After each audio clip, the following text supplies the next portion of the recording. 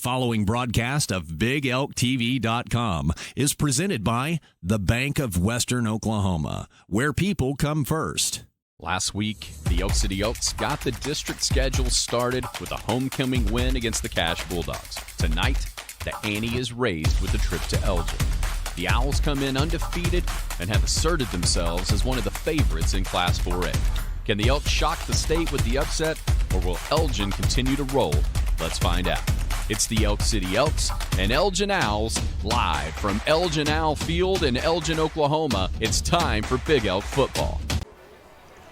And good evening, everybody. Welcome to the Bank of Western Oklahoma's presentation of Big Elk football. Tonight, week number 2 in the district, at least, as the 2-2 Elk City Elks, 1-0 in District 4A1, have traveled down to Elgin to take on the Owls, who are 4-0 and 1-0 in district play as well. Glad to have you along as we're down here in hot southwest Oklahoma. Jared Eighth up here with me in the booth. Jared, big game tonight and a really, really tough opponent with the Elgin Owls. Yeah, and that's usually how it goes with every district game. Each one is bigger than the last. Last week was big for obvious reasons. Opening the district play looked like it was a must-win according to what we think this district can play out to be, and got that win. And now, again, it just gets bigger and bigger. Despite what the ranking says, despite what Elgin has done so far, I kind of push that aside. I mean, it's worth noting, worth talking about, and we'll touch on that. But the bigger scheme thing is this is a district game.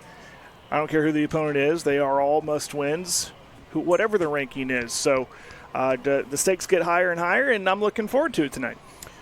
Our chiropractic coach sideline reporter is Denny Gino. Denny, a huge win last week in the district, but, man, the opponent gets a lot tougher here tonight with the Elgin Owls. Yeah, this team right here, they definitely passed the eye test as you see them on the field with the size of their offensive line, their defensive line, linebackers, the receivers, running backs. They're all this large. It's a turf surface down there. We had some wind early on when we got here, but it looks like that's kind of died down. It appears to be a beautiful night for a football game. Yeah, it's just check the weather. It says 91 down here. This turf's probably putting 10 to 15 degrees more on it. The wind, look at the flags at the north end are laying down, but the flags up top across the stadium are blowing out towards the west. But there's nothing down here on the field. Elgin Owls, as I mentioned, come in 4-0. They were district mates of Elk City for a long time there. Then the last 2 years they've been up in Class 5A. They were 11-1 a year ago. They've won 22 of their last 24 regular season games in 5A, and then, of course, the first few here in 4A. So a tough challenge coming up tonight. We'll take our first time out. When we come back, we'll continue on with the Gas pregame show, Paul Jones Drug interviews. Those Camrock keys to the game coming up here in just a little bit as well. About 35 minutes or so away from the kickoff between the Elk City Elks and the Elgin Owls. This is the Bank of Western Oklahoma's presentation of Big Elk football.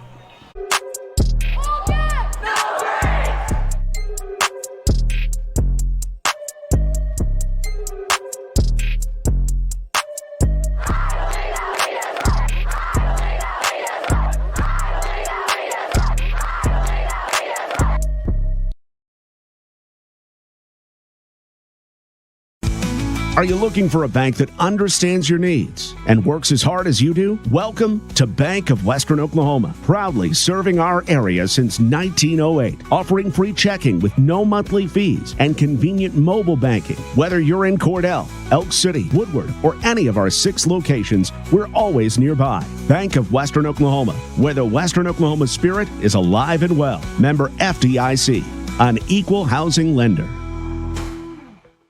You love McDonald's world-famous fries, and now every fry you buy sends love to families in our community with ill or injured children.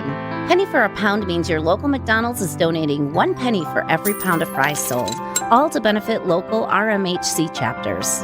116 million pounds of McDonald's world-famous fries have been sold, raising over $1.16 million for Ronald McDonald House Charities, Oklahoma City.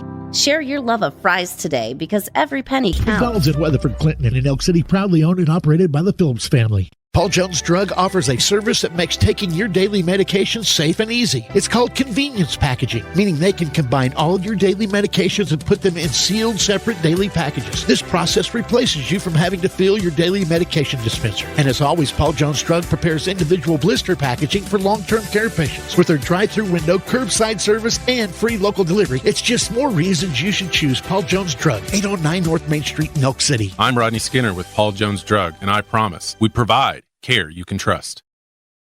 Endurance Federal Credit Union supports Elk City schools, and now you can too with the Elk City Elks debit card. With every swipe, a percentage goes to help our schools. Stop by 105 Regional Drive next to Walmart in Elk City for all the details. You're just a swipe away from making a huge difference. Endurance Federal Credit Union is insured by NCUA and Equal Housing Lender. At GAS, we're committed to fostering the achievements of the next generation. Through the Elk City Public Schools extracurricular activities, we're nurturing talent and inspiring excellence. Our My Future benchmark testing program empowers students to reach new heights, unlocking their full potential and preparing them for a bright future. Join us in supporting our youth, because their future is our mission. GAS, powering the dreams of tomorrow, today.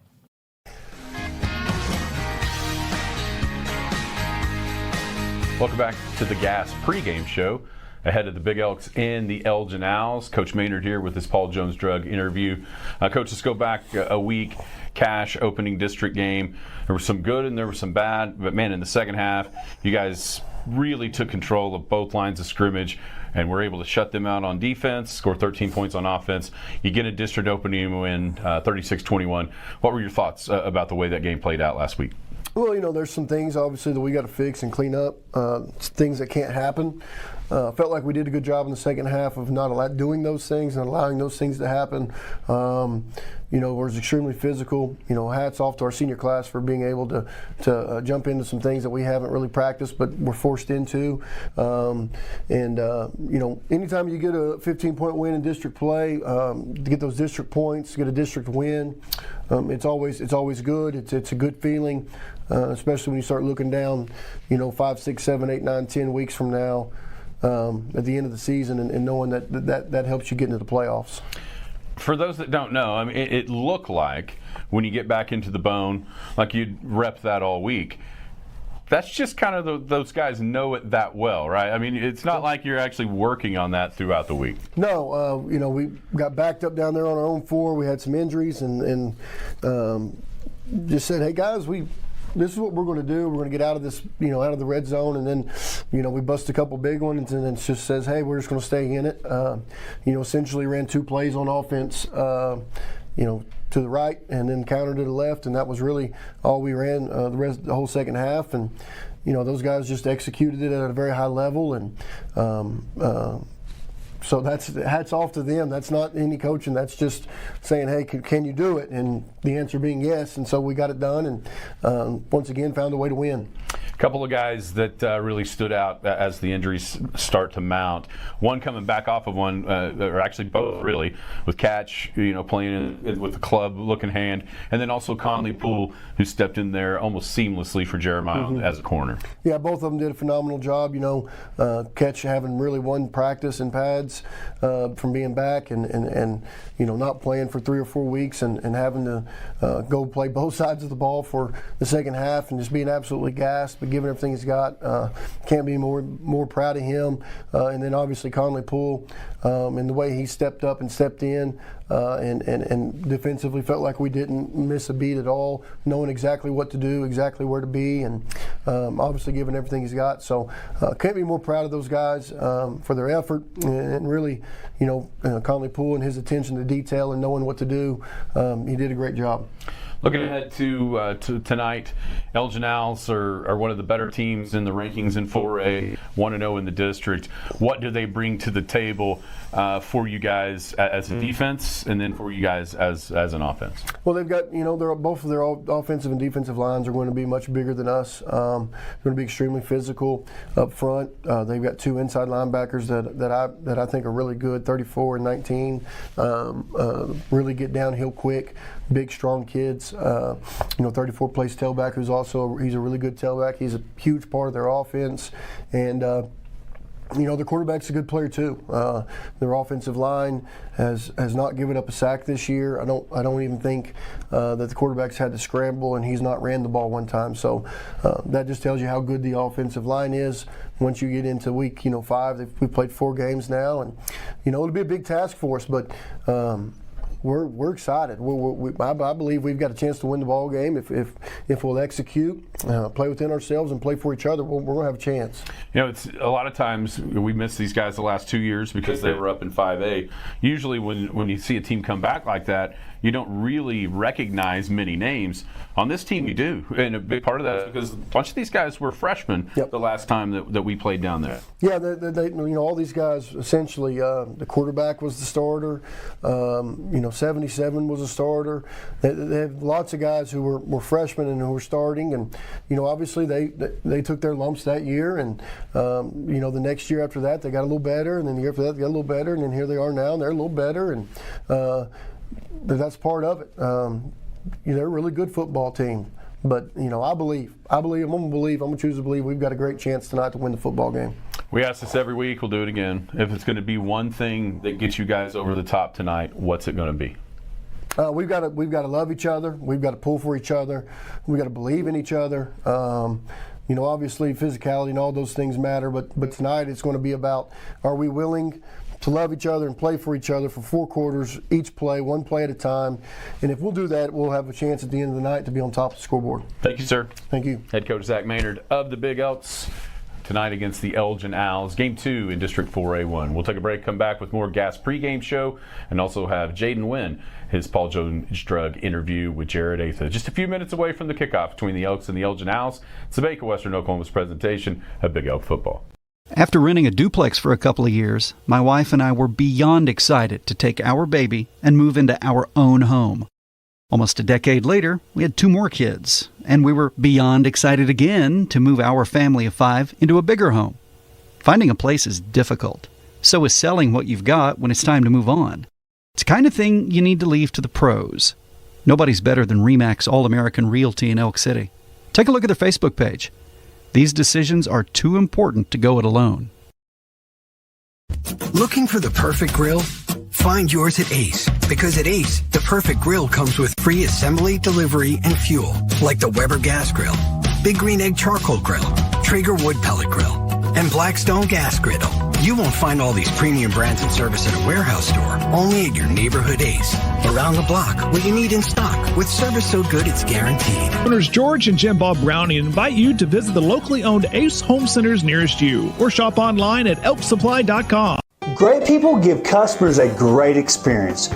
Our master technicians have the best training there is in auto repair. We have more master techs than any dealership in the area. The transport team is happy to come get your vehicle, have it serviced, and bring it back to you for a no-hassle oil change.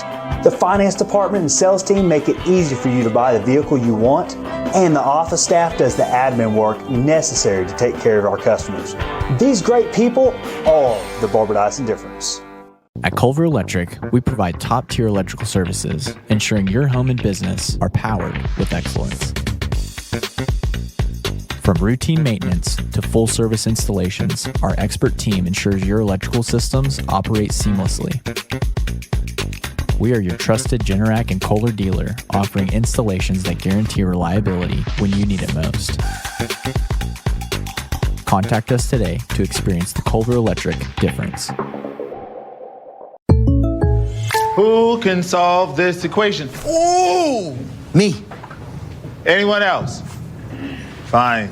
Jake from State Farm. Again. Right. It's the personal price plan theorem.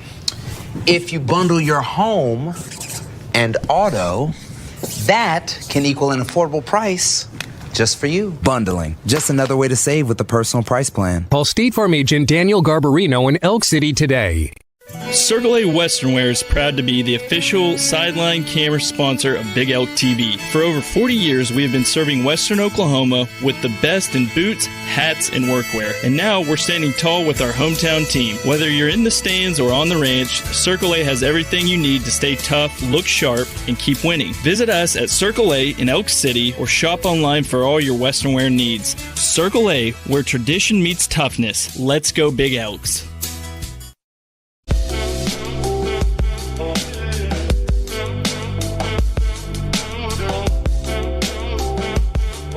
Welcome back to Big Elk TV, also Cool 94. We're inside the pregame show, getting ready for the big matchup tonight. Big Elks on the road, taking on, in most polls, the #1 Elgin Owls out of Class 4A, and of course another big district game. And with us right now is Jaden Wynn.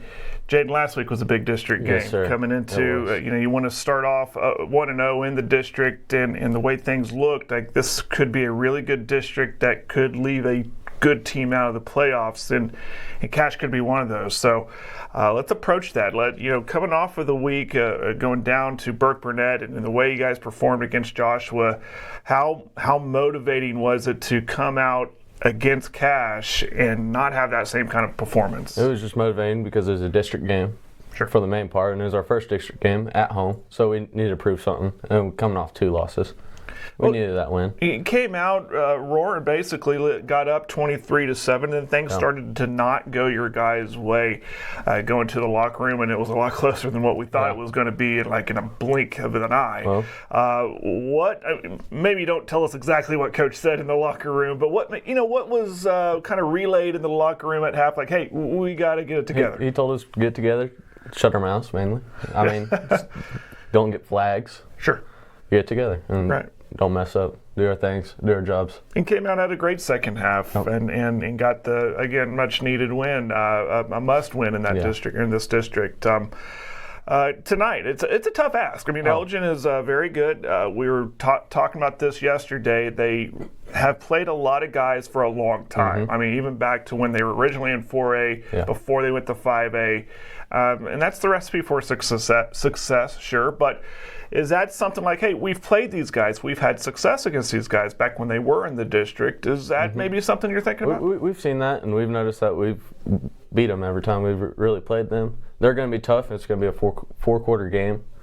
We just got to do our assignments, and if we do it and everyone does their assignment, I think we got it. So what have you seen? I'm sure you guys have done some film study on them. They're big. We're going to have to play low, play lower than all of them. We can't play high, none of us, because they're all big.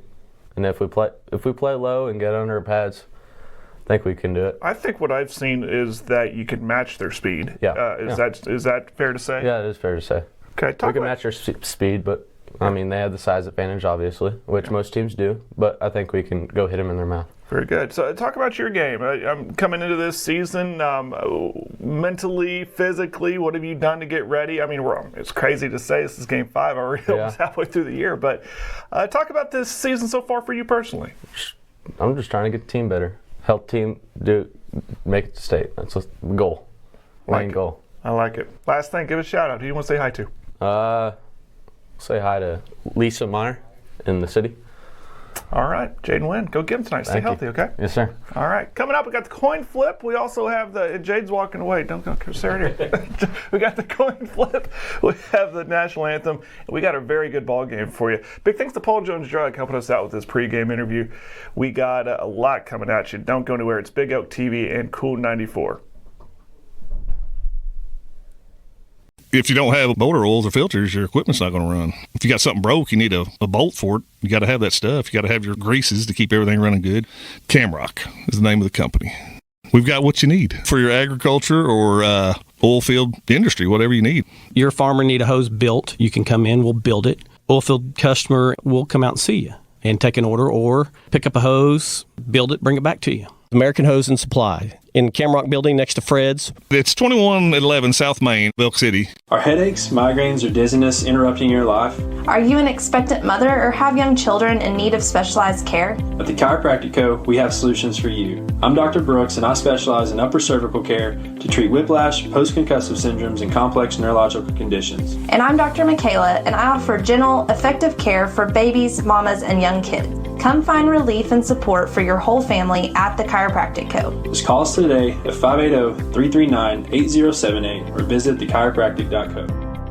Hi, I'm Shannon Bowie, RN. My husband, John Bowie, and I are the owners of Elite Aesthetics. Do you have stubborn age spots, sun damage, unwanted hair growth? We can treat these using our Cyton laser, performing the halo treatment, broadband light treatment, laser hair removal treatment.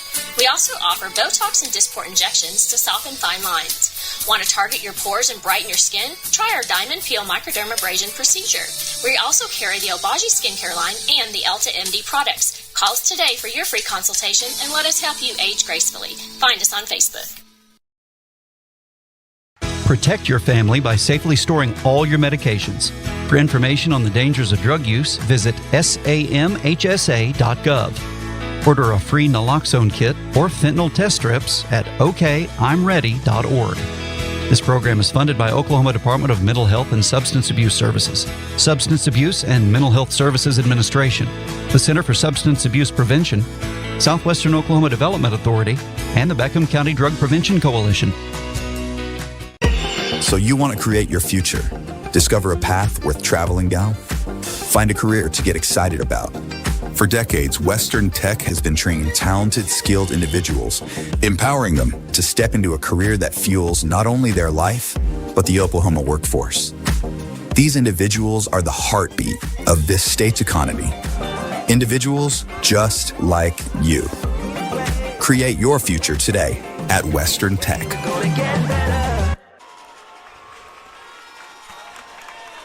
Welcome back here to Elgin, Oklahoma. Bank of Western Oklahoma's presentation of Elk City football tonight. Class 4A District 1 battle between the 2-2 but 1-0 Elk City Elks in the district, and then 4-0, 1-0 Elgin Owls. Our chiropractic coach sideline reporter is Denny Gino. Denny, what is your Camrock key to the game for the Elks tonight?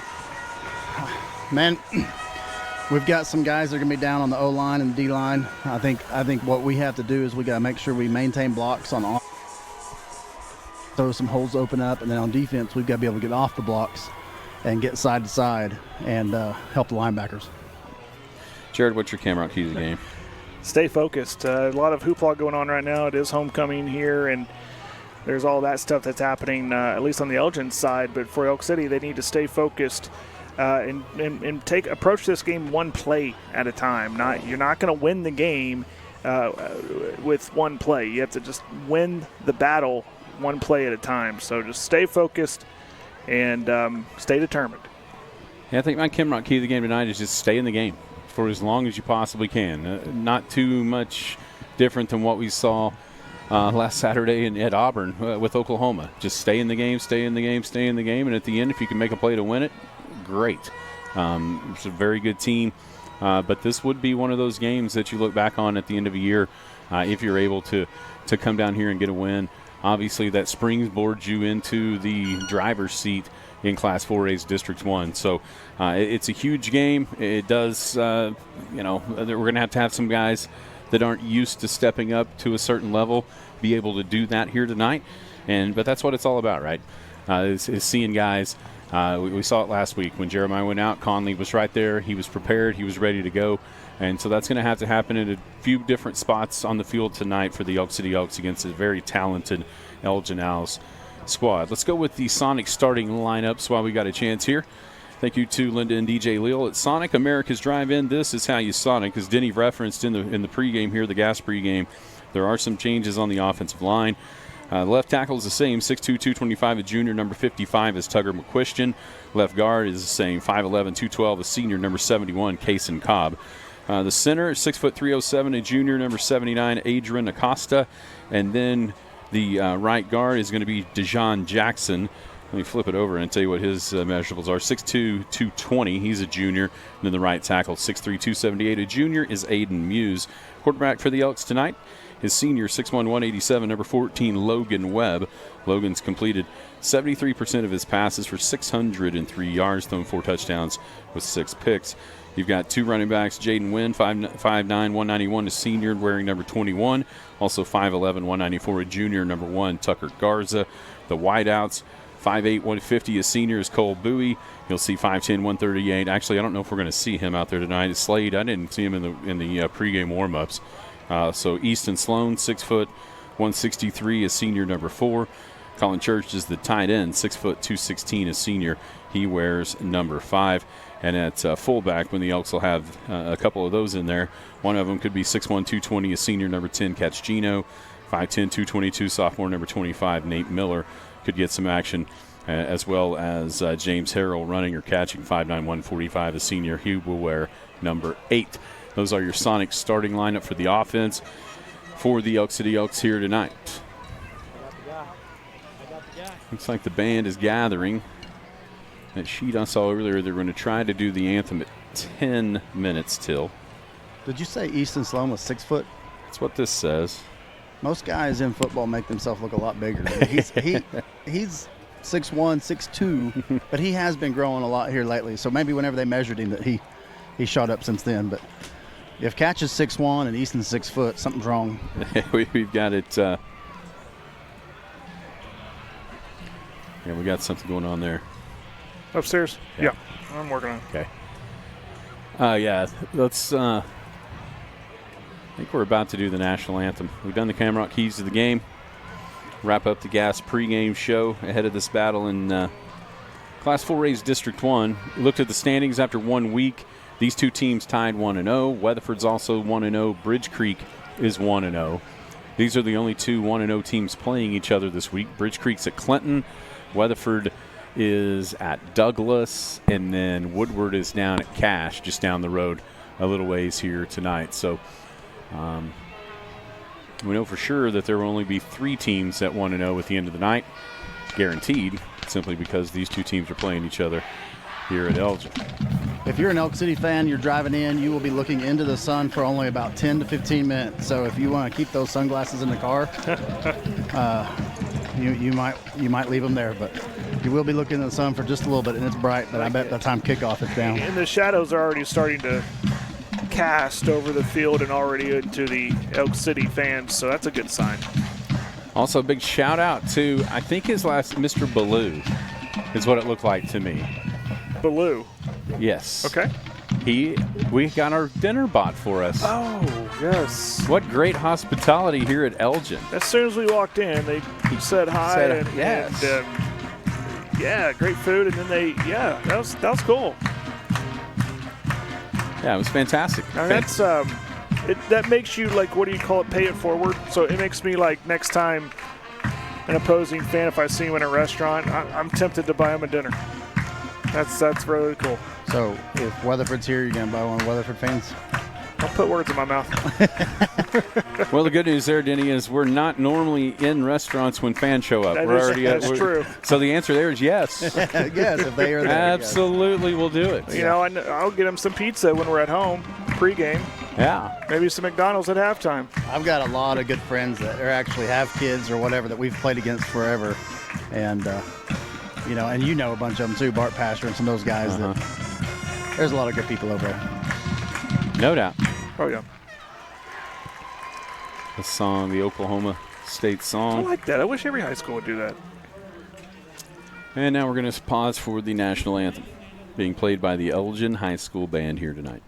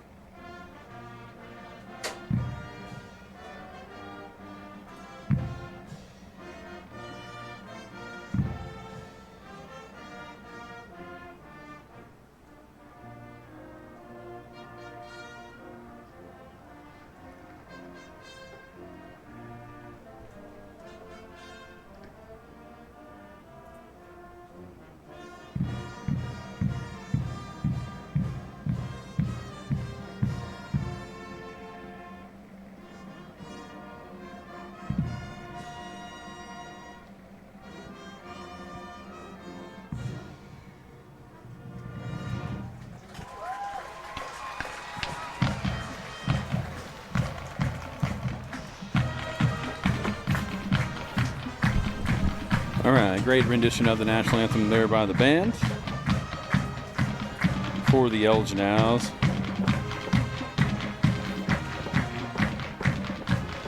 Just a few minutes away from the SWOTA coin toss, and then, of course, the Elite Aesthetics kickoff here between the Elk City Elks and the Elgin Owls. Class 4A District 1 action live from Elgin. Haven't been here in a couple of years.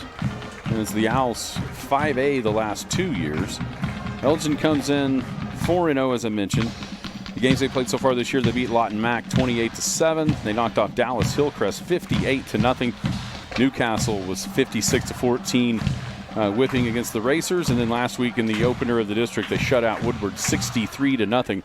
They've outscored their opponents 205-21 so far this season. Elgin in their history has made 14 playoff appearances. They're 6-14 in those games. They've never played for the state title, obviously never won one as well. The Elks lead the all-time series with the Elgin Owls 7-4. They won the last matchup back in 2021 right here on this field by the score of 56-6. This game has been a district game starting in 2010. Every time they played, it has been a district game.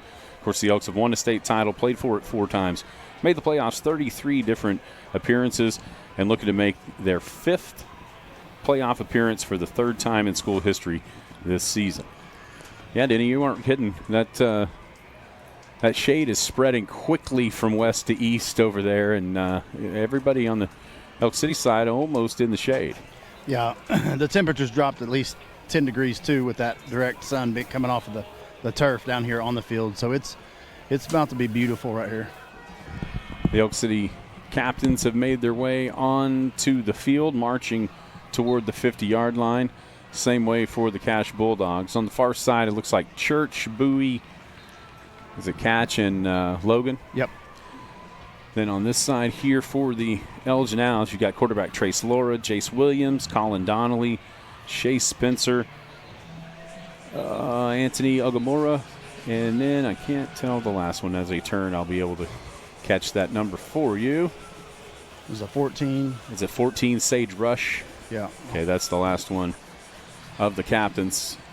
Looks to me like Laura and Williams, Donnelly and Spencer will be the 4 that make their way out to the middle of the field. As both teams march to the middle of the field, big red owl with black accents and white wingtips in the center of the field here at Elgin. Owls in the north end zone, red outlined in white. Elgin, or excuse me, not the south end zone. The north end zone is Elgin, same way, red outlined in white. The Elks will be in the road, white over white, with brown stripes down the shoulder pads and also the pants. That white helmet with the interlocking brown EC. We'll kick it down to Denny for the SWOTA coin toss. Cheated. He came to your side today. Come on up here, fellas. Okay, step up and shake hands, fellas. Introduce yourselves.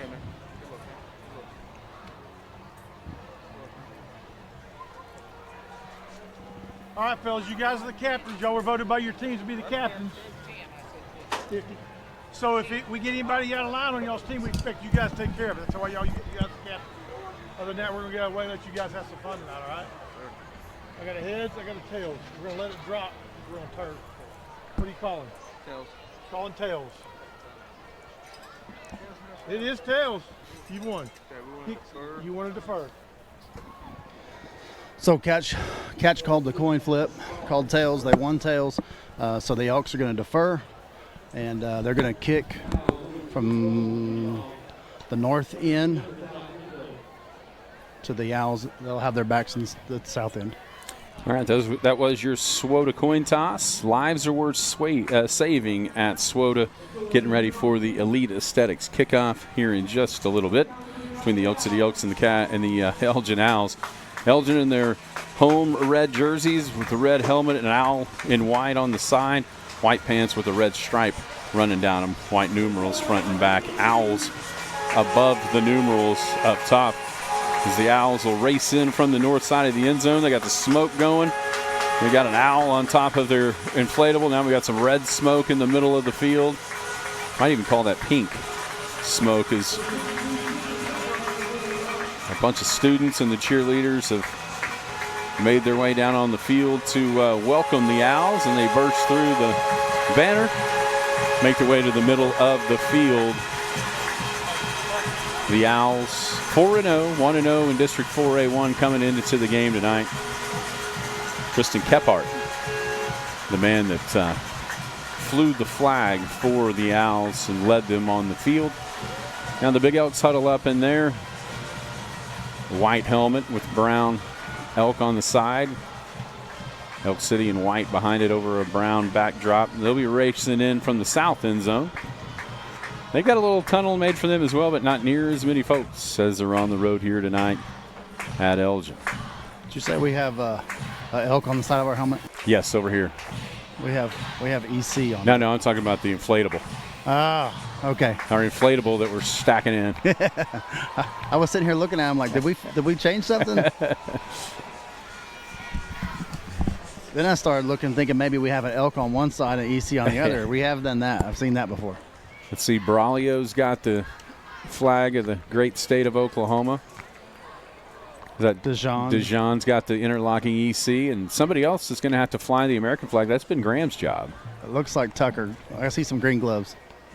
Well, if it's green gloves, it has to be Tucker Garza flying the American flag as the Elks just about to make their way out onto the field as Garza takes off sprinting with the American flag. And here come the Elks from south to north out onto the field here at Elgin. Just a couple of minutes away from the Elite Aesthetics kickoff. Let's pause 10 seconds for station ID. This is Big Elk Football on Cool 94. You're listening to Big Elk Sports on 94.3 KXOO Elk City, Cool 94. Welcome back here to Elgin. Just about ready for the Elite Aesthetics kickoff between the Elk City Elks and the Elgin Owls. Both teams 1-0 in District 4A1. One of these teams will kind of take the driver's seat, I believe, in the race for a district title after tonight. The Elks won the coin toss. They will be kicking left to right on your radio dial, north to south here at Elgin. Back to receive. We've got Braxton Antuna standing on the 15-yard line, far side on the right hash. Bryce Martin at the 15-yard line, near side, near the numbers. Then the man in the middle is Brody Morrison, standing at about the 10-yard line, awaiting the Elks to make their way on the field and awaiting the kick from Braulio Luna. Huge crowd here on our side, on the Elgin side. It's homecoming tonight in Elgin. They've done a bunch of stuff to this stadium since the first time I've been here, that's for sure. There's just a breeze just picked up, and, man, it feels good. It's pretty sticky down here. It was sticky down here earlier. I'm kind of chilly in this press box. You talk about all the stuff they've done here. It is a nice press box. Checking out the Circle A sideline cam there. Thank you to the Alberts, Edward, and Sam Circle A Western Wear. Check out their new building, man. It's back and bigger than ever. It's awesome. Luna's got it teed up on the near hash on the right side of the field, ready to put toe to leather. He does. High angled kick, calling for fair catch, and making it at the 25-yard line will be Gabe Rush of the Elgin Owls, and that's where Elgin starts, 1st and 10 at their own 25-yard line. Just underway in this Class 4A District 1 battle between the Elk City Elks and the Elgin Owls. Quarterback Trace Laura for the Owls. He's a senior. He was actually the starting quarterback last time we were here as a freshman. He's thrown 72% of his passes complete for 781 yards, 10 touchdowns, and 2 picks through 4 games so far this season. He's got a massive offensive line in front of him. The left side of the offensive line, left tackle Anthony Ogamoro going to Tennessee. The left guard, Jace Williams, committed to go to the Naval Academy. 1st and 10, Elgin at their own 25. Snap, handoff to Ritzenmeyer, right side hole. It's big, 35-40. 45 cuts in the middle of the field, dragged down from behind by Garza, but not before. Ritzenmeyer all the way to the Big Elks 45-yard line. That's a gain of 30 and a 1st down for Elgin. Yeah, everything blocked well up front. They've got that 55 Antonio. They had him at tight end, and they just washed everything down and then kicked with the sniffer back. Donnelly is kind of that sniffer on the right side. Tight end set up left will be Sutherland. 1st and 10, Elgin at the Big Elk 45. Laura in the pistol, takes the snap, handoff to Meyer, looking for some room to run on the right. The Elks have him stacked up, tried to break a tackle. As Colin Church made first contact, wrapped up and finished off by Garza. It's a gain of 3 to the 42. So the line was back to original set, so 55 was back on the left side, just a normal set in that one. Three receivers to the left. That's Morrison, Adesola, and also Kaysenmeyer. Second down and 7 for Elgin at the Big Elk 42. Pistol formation. The Elks jump offside. A free 5 yards. As Aiden Muse getting the start for the Elks in the middle of the field at the nose tackle spot for Fabian Armendariz. Free 5, and it's 2nd and 2 for Elgin at the Big Elk 37. Also, welcome back Kai Brott. He missed the game last week. He's back out there this week at his starting defensive end position. We've seen 3 different formations from them so far in three offensive plays.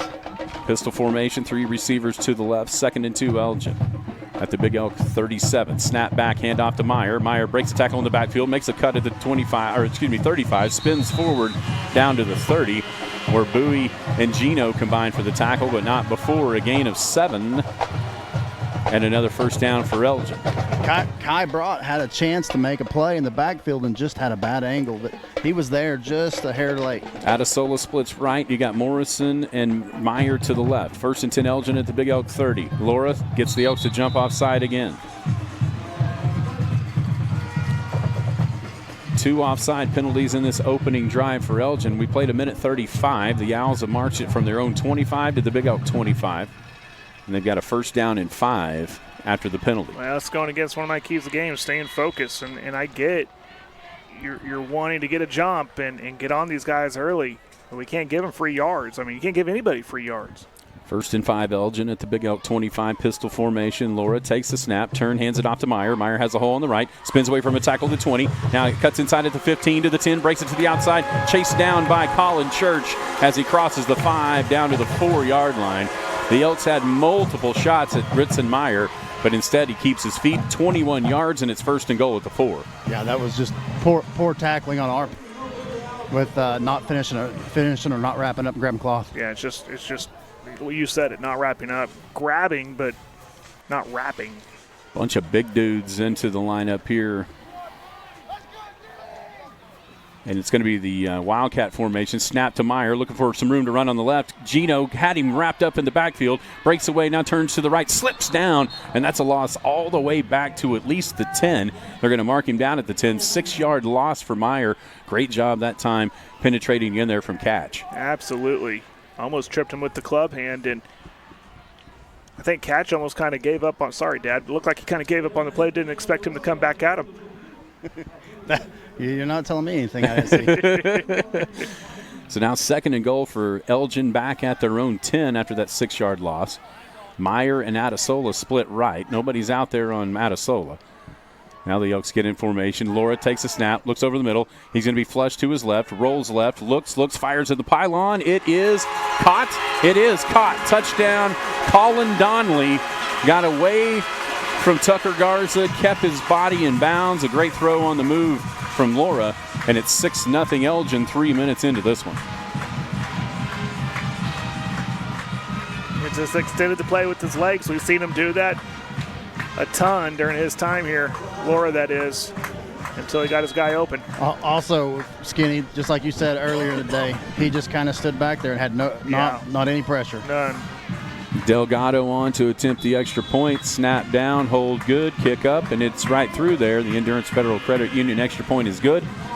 And Elgin marches at 75 yards on their first possession, capped off by a 10-yard touchdown pass from Trace Laura to Colin Donnelly. And it's 7-0 Elgin on the Ace Home Center scoreboard 3 minutes into this Class 4A District 1 battle. Yeah, that offensive line, man, is good for Elgin. Well, you're not D1 for a reason. If you've already, I mean, people say, we've got a D1 guy. Well, these guys have committed, so you actually know that they're telling the truth. Well, there's a big difference. Well, we got schools looking at this kid and they're saying, well, our kid's committed to, and we got 2 of them. They got 2 of them. Yeah, 55 is Ogumoro. He's going to Tennessee, and 58 Williams is a Naval Academy commit on the offensive lines. And 55 will be blocking for who? If you can say his last name, I'll give you $1. Nico. Nico what? I remember that. I knew it 2 weeks ago. I've already forgot. Iamala Ava? Ia Malieva? Coach Heupel likes those difficult last names, doesn't he? Ia Malieva? Something like that. Your guess is as good as mine. 7-0 Elgin, 3 minutes into this one on that Ace Home Center scoreboard. Thanks you to George and Jim Bob Browning at, Ace, the helpful place. Visit your locally owned Ace Home Center nearest you. Obviously not the ideal start, but there's still a start here, so it's our first possession on offense. Let's see how we start here. Well, they're pointing the ball toward like an onside kick, and we're still standing like we have no idea. So we might want to adjust a little bit because it looks like it's going to come screaming over to their sideline. Did you check the ball this game? That doesn't look like a rubber one. It'll be Delgado to kick. Angles it far or to the near sideline. Harold's got it at the 20, in and out of his hand, ball loose. I think James got it. Nope, I don't think he did. The second Elgin got it. Gabe Rush was able to get that as it hit James Harrell right in the chest. It looked like he had it for a second, but it popped out. Gabe Rush I recovers. don't know what he was trying to catch it with because he literally was trying to use the top of his shoulder pads. Second straight week, the Elks give up an opening drive touchdown and then fumble the kickoff. Last week, an onside kick.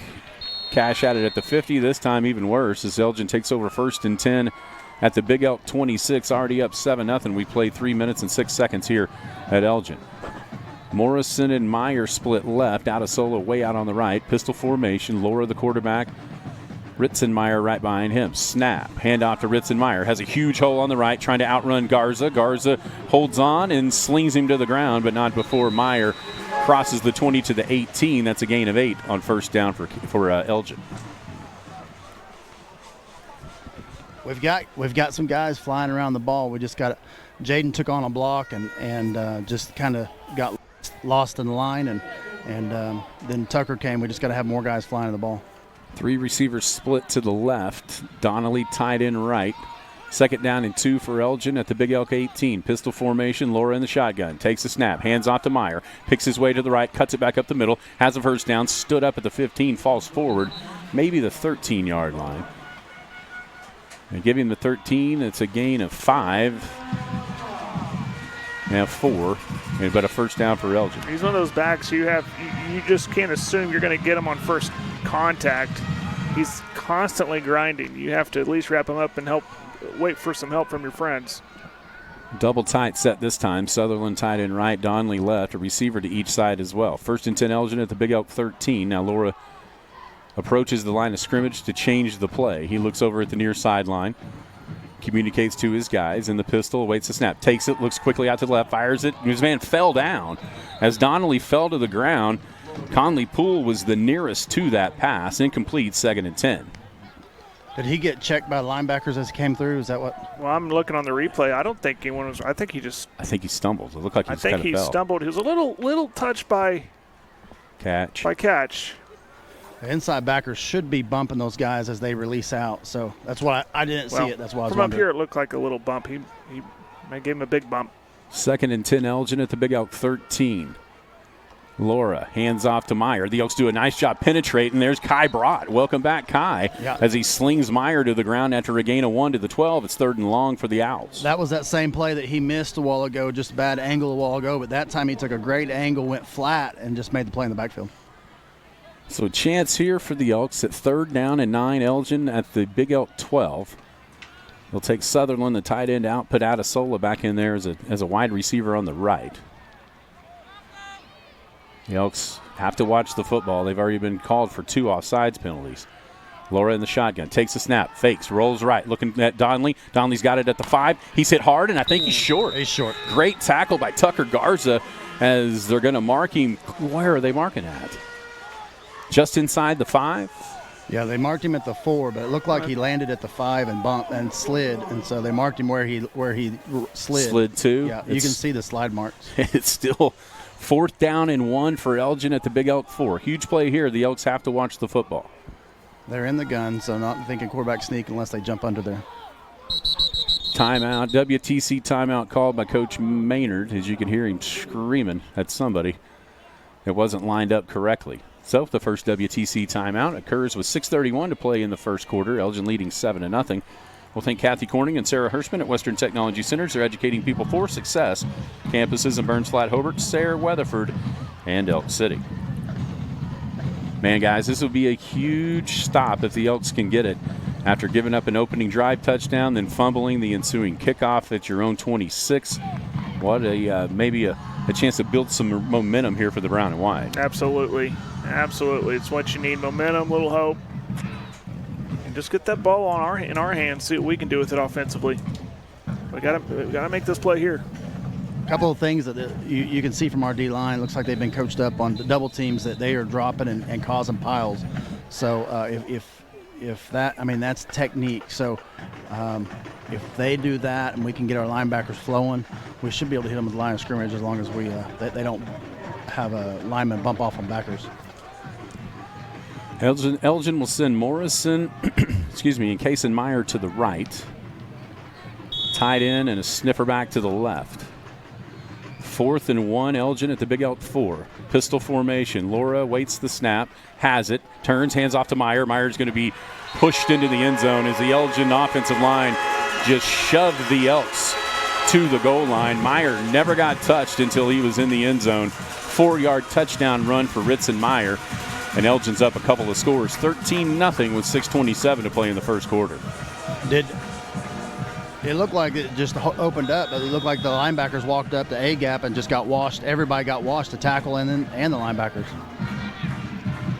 Delgado on to attempt the extra point. Snap a little high. They got it down. The kick is up and good. Yeah, that everything got washed to you from us, no doubt about it, as there was nobody there over left tackle for Meyer to even take on. 14-0 Elgin on your Ace Home Center scoreboard with 6:27 to play here in the first quarter. The Elks. That's what I was wondering. I was wondering if it was if they were lined up wrong, because it looked like both linebackers were sitting there side by side and there was a tackle. Looked like we had two guys in the same gap.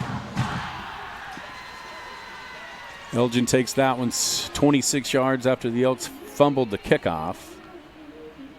And exactly the opposite of my Camrock key to game, Jared, as the Elks fall behind quickly 14-0. Yeah, I mean, again, I'm trying to stay positive and get the ball in our hands offensively. See if we get an answer here. You got Cole Bowie and James back. Now, Conley took James's spot, and they moved James back to the deepest level. Looks like they're aiming at the same spot. Yeah, I bet Cole comes our way. Yeah. And he does.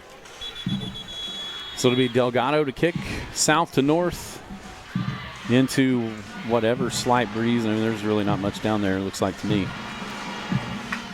Bowie stands at the near side 12-yard line.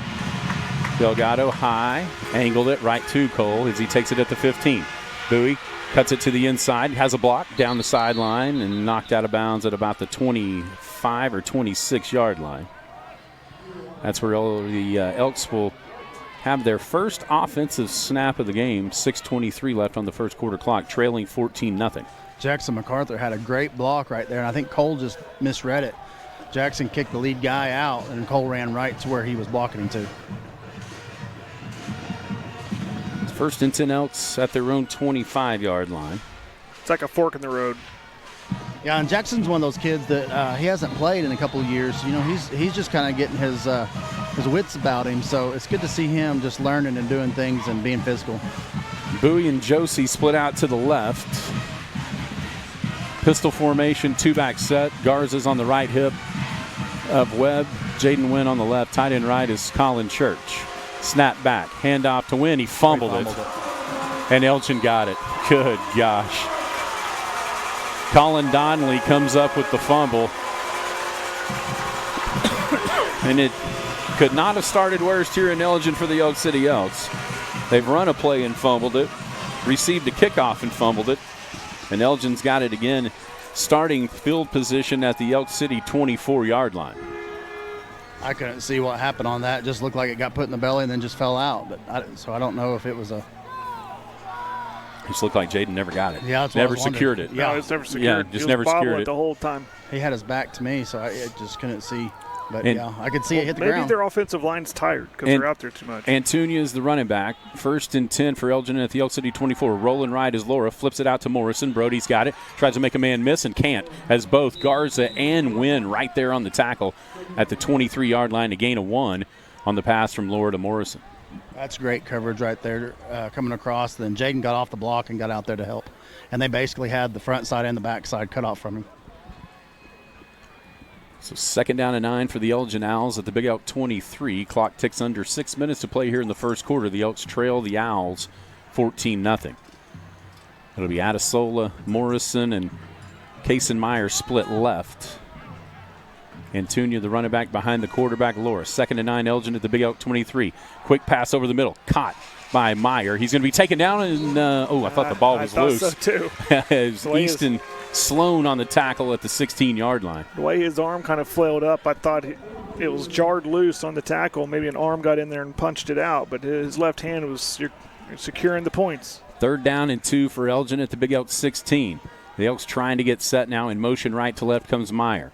Laura, the quarterback, in the pistol, waiting on the snap. The Elks almost jumped, but not quite. So when they hard count like that, if their line drops their butt, that's on them. 3rd and 2, Elgin. In motion comes Meyer. Handoff to Antunia. Antunia hit at the line of scrimmage. The Elks can't make the play. Short of the line to gain. He needed 2. I think they're going to give him about 2.5 and a first down inside the 14 for the Owls. Yeah, if their offensive line is set and they hard count and they all squat their butts, that's false start. So somebody's gonna be aware of that. If we're gonna be pulled offside for that. Right. 3 receivers split out to the right, the far side of the field this time, snapping it from the left hash. 1st and 10 Elgin, and the Elks do jump offside that time. They did it again. The line keeps dropping their butt as they hard count. So I don't understand why they're not throwing the flag on them, because you can't get set and drop your butt on the offensive line. You got to be still. It's kind of simulating the snap, right? Yeah, you're simulating it. Is that exactly what's going on? So a free 5 for Elgin, 1st and 5 for the Owls at the Elk City 8. 3 receivers right, Laura, the quarterback, in the pistol, with Antunia behind him. Takes the snap. Hand off to Antunia. Has a hole in the right, sneaks up the middle, and he dives forward toward the end zone. It's a touchdown for the Owls, 8 yards for Braxton Antunia. And the Owls are running the Elks out of the building so far in the first part of this game. 20-0 Elgin with 4:13 left to play on the first quarter clock. Yeah, right there they just just gashed us right up the middle. It just pulled 2, kicked, and walled off linebackers, and he had a free lane. Delgado on to attempt the extra point. Snaps good, holds down, kicks up, and right through there. 21-0 Elgin with 4:13 to play here on the first quarter clock is your Ace Home Center scoreboard. Of course, we'll have the McDonald's player of the game at the end of this one. Take you to the Phillips family of McDonald's, Clinton, Weatherford, and Elk City. McDonald's, I'm loving it. We'll have a Culver electrifying play of the game. Brandon and Jill Culver at Culver Electric. Don't get your wires crossed. And we'll have the Barber Dyson Ford tough hit of the game at the end of this one. Bruce Barber, David and Corbin Dyson, experience the Barber Dyson difference. Check out some scores from around the district. Thank you to Shannon's Paint and Body. We got Cash leading Woodward 7-3. That one's in the first. It's Clinton 7, Bridge Creek 0. Of course, that one's in the first. Weatherford Douglas, no score. Tied up Bethany Blanchard 7-7. Yeah, that's probably the Bethany Blanchard, probably the game of the night in 4A across the state. I think a lot of people curious about the Broncos. One to keep an eye on. Ada 6, Poto 0. Poto is a top 10 team. Ada with a horrendous start by their standards, but I think they're still formidable.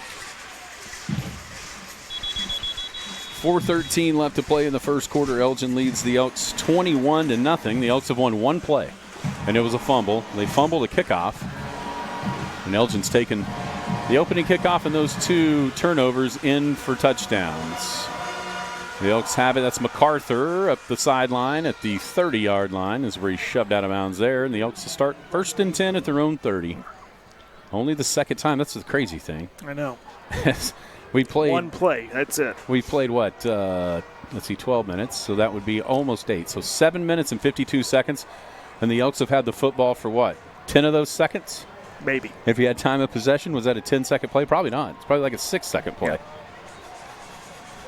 Right now it's just so important just to get something positive going. Let's try to keep the defense off the field for a little while. That's that too. I mean, the sad thing is 3 of these guys on the offensive line have been playing defense, so you can tell they're exhausted. 2 receivers right, 2 backs in the backfield behind Webb. Handoff. Actually, Logan's going to keep it, and he's going to make it back to the line of scrimmage. No gain. Ritzenmeyer. See, and that was one when he put it in the belly and pulled it, and that's what I was thinking. It almost looked like Jaden wasn't for sure if he was going to keep it or Logan was going to pull it a while ago on the fumble. Well, that's the most positive play of the night so far. Yeah. No gain, but no turnover. So it can only go up from here. 2nd and 10 for the Elks at their own 30. Send a receiver to each side. 2 backs in the backfield, and the pistol is Webb. Logan's got the snap. He'll hand it off to Harold. James picks his way up the middle. Now breaks to the outside. Spins at the 35. Slammed to the ground backwards. But that was extra 3 yards. Antunia and Jackson making the tackle, but that's a gain of 8 for James Harrell, and 3rd and short for the Elks. There you go. A little bit of positivity. Saw nothing there. Went to his left. Got what he could. Got a little help, too, from the defender. Checking out the State Farm replay. Daniel Garbarino, State Farm agent in Elk City. Like a good neighbor, State Farm is there. Big play for the Elks, needing the first down here. 3rd down and 2 from their own 38. Webb is in the pistol.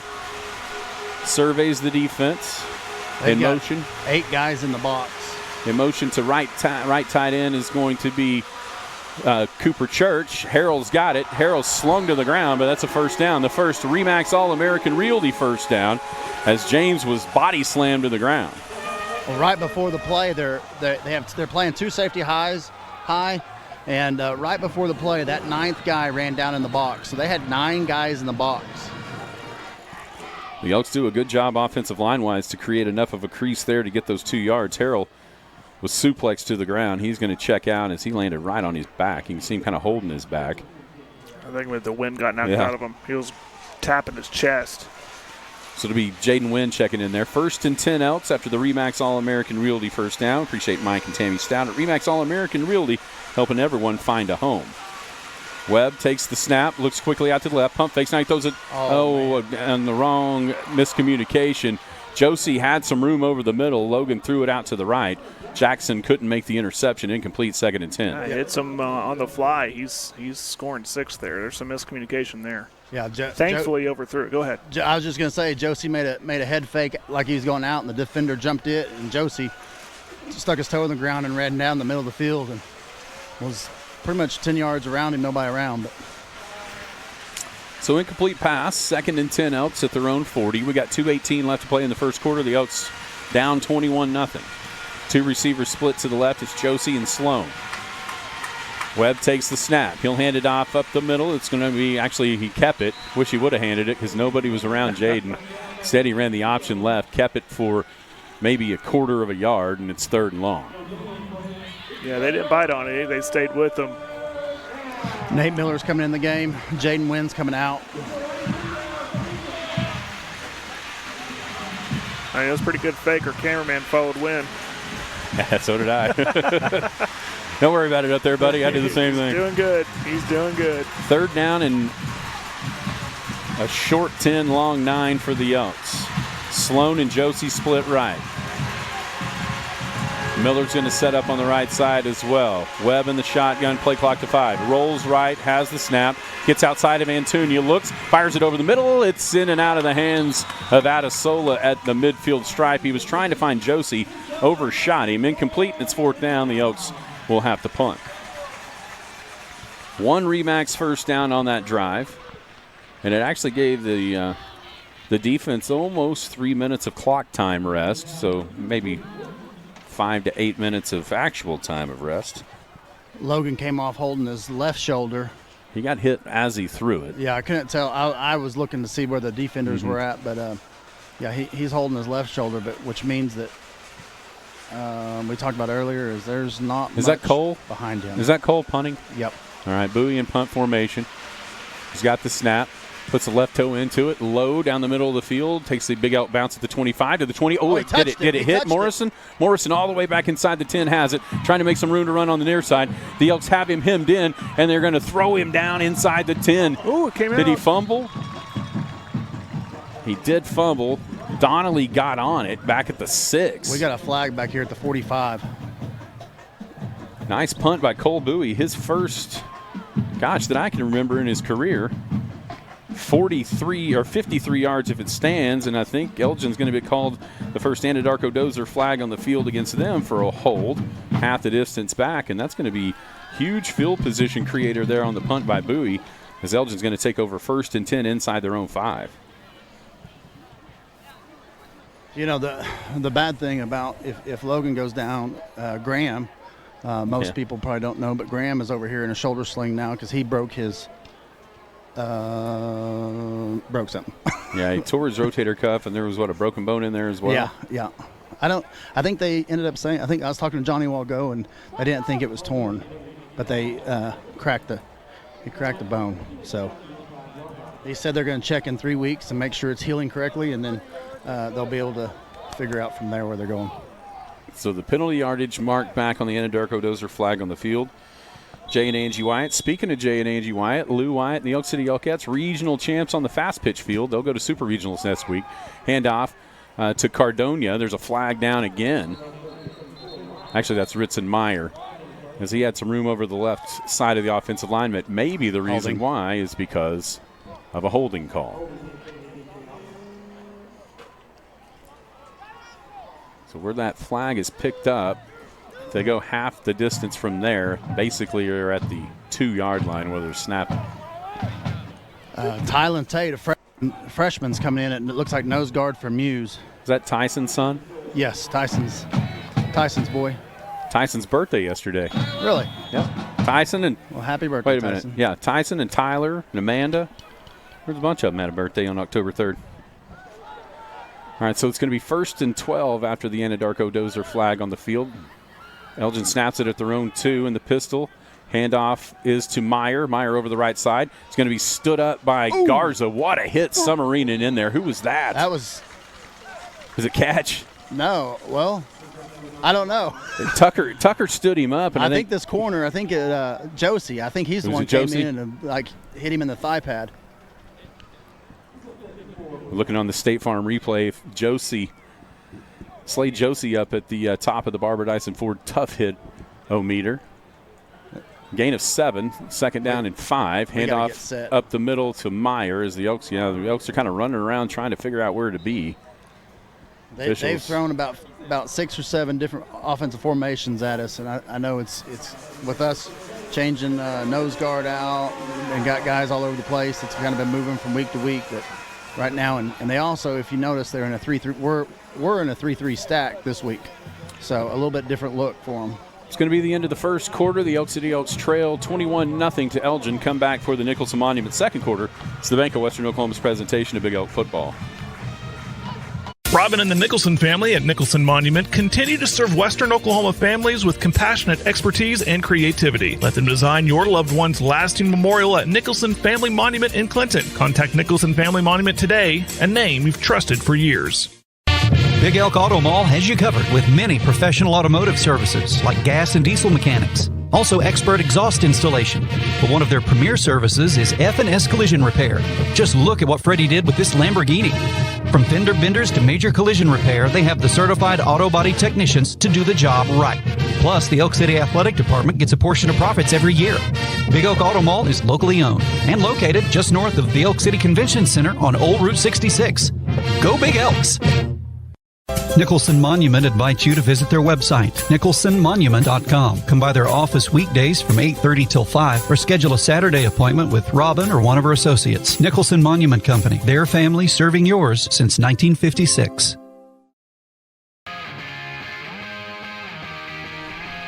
Welcome back to Elgin. The Elk City Elks trail the Elgin Owls by a score of 21-0.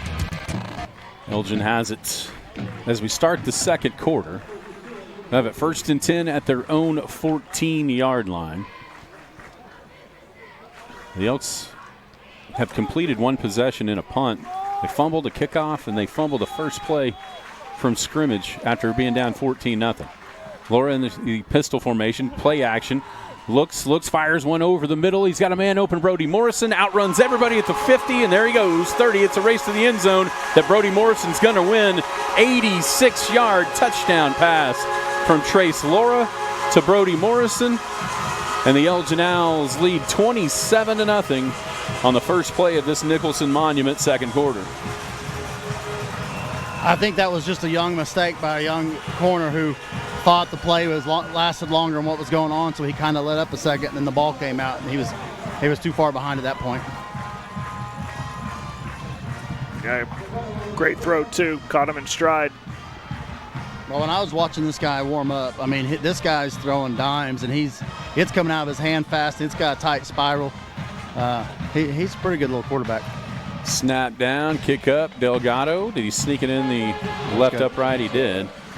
Yeah, 12 touchdowns, 2 picks through 4 games and a quarter from the quarterback Trace Laura. He came in with 781 yards. That 86 puts him above 850. He's probably around 900 well, and you think pass about yards. It, when they've been up 60-0 on Woodward. How often did he play? Yeah, that's true. It's such a balanced offense. I mean, he's probably the best in district, knowing what everybody's kind of got, what I've seen from Woodward, what I've seen definitely from Clinton, but out of those 3 teams right there, he's definitely the best one out of those 3. I mean, Weatherford. Who'd I say? Woodward. Yeah. Well, that one too. He's better than that one too. Speaking of which, I think Woodward's setting a record for giving up safeties. They've done it again. Against 2 against Guyman, wasn't it? Yeah. It's 9-3 Cash. It was 7-3 earlier. So it's 28-0 here. Elgin leads the Elks on your Ace Home Center scoreboard with 11:47 to play in the first half. Be back at home next Thursday night. Fall break week. Clinton in town. Red Tornadoes 0-1 in the district going into tonight with Bridge Creek at the Tornado Bowl. Looks like it's going to be coming y'all's way again. They kicked one to us a while ago, but I don't know. Delgado's got it teed up in the middle of the field, approaches the lefty, kicks it short, far side, calling for the fair catch and making it as C-high at the 30. He lined that ball up to where he was going to kick towards you guys, and then at the last second, he got a call from the side, and he shifted his body and then turned towards us. I have a feeling that kicking away from Bowie? Yep, that's exactly what I was going to say. Mm-hmm. They're going to look at see where Cole's at and kick it to the other side. They actually mark it at the 31-yard line. Aaron, I want to correct you. Did you say that game next week was at the Bowl? No. It's at Elk City. Okay, that's where they're playing. Go over there. Okay, I heard half that. My bad. Yeah.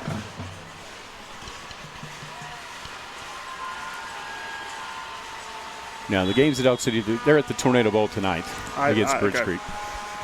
First and 10 Elks, they mark it at the 31. It's a handoff to Garza. Garza kind of stutter steps, and now he's going to be slung to the ground right at the line of scrimmage. No gain, 2nd and 10. Actually, I love to correct you because I don't get to very much, but that time I did not. We got to stay on blocks better right there. There was 3 red jerseys around him and 3 white jerseys turned looking towards the running back. So not staying on blocks very well right there, but got to improve at that. 2nd and 10 Elks. Their own 31. Receiver split out to each side. In motion comes Bowie. He's going to throw it out to him in the flat. He just threw it away. Man, Bowie had some room to operate. Pressure inside by Peabody may have caused that throw to be errant, and it's 3rd and 10. Fabian came in, too, on the offensive line. Fabian Armandaris. Yeah, he's playing right guard in that spot. Yes. Vacated by Cotton. Yes.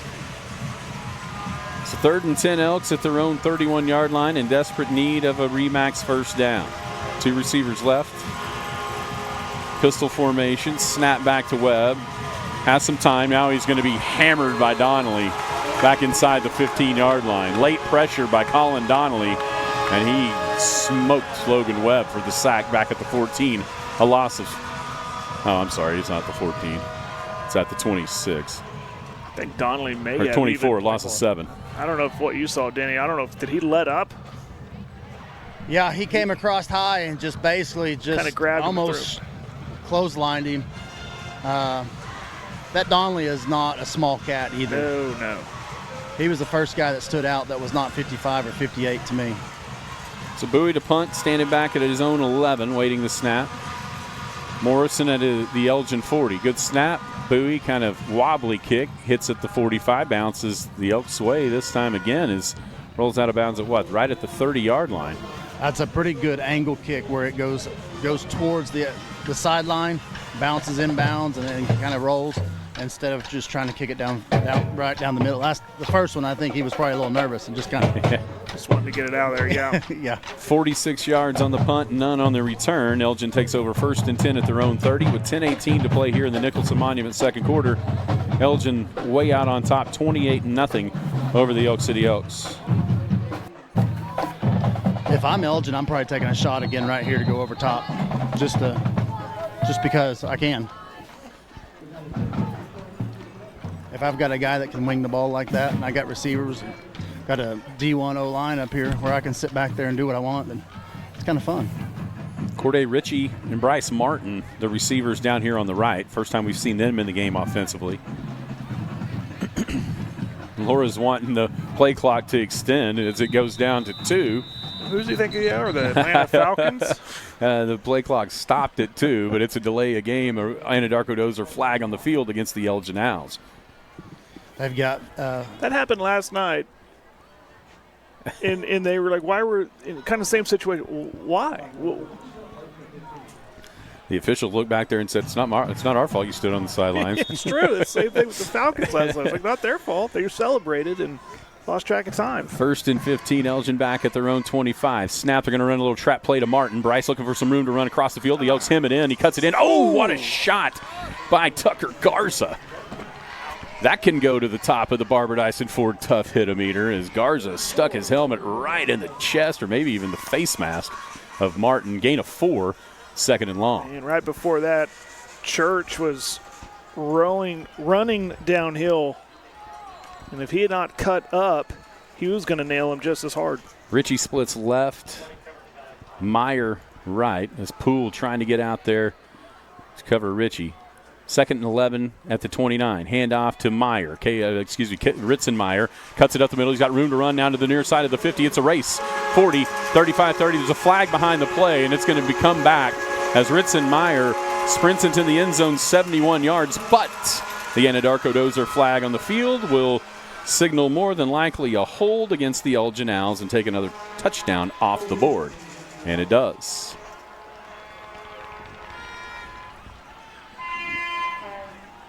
Looks like they're going to mark it from the 33-yard line back to the 23.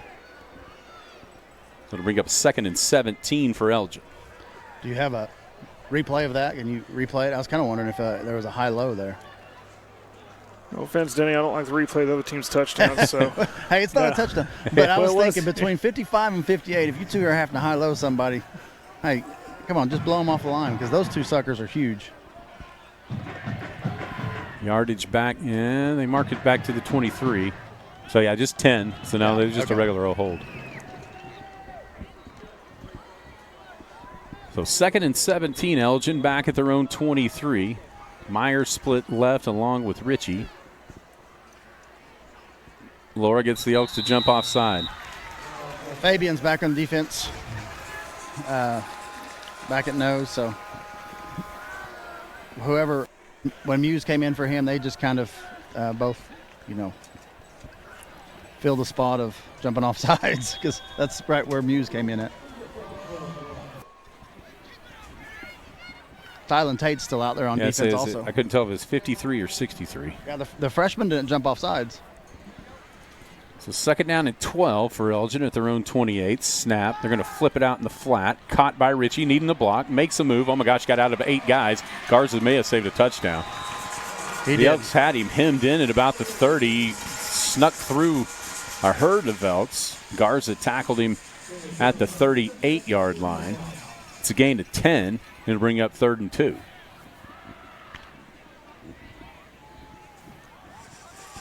Third and 2, Elgin with 9 minutes to play before halftime. 28-0. The Owls lead the Elks. Snap back.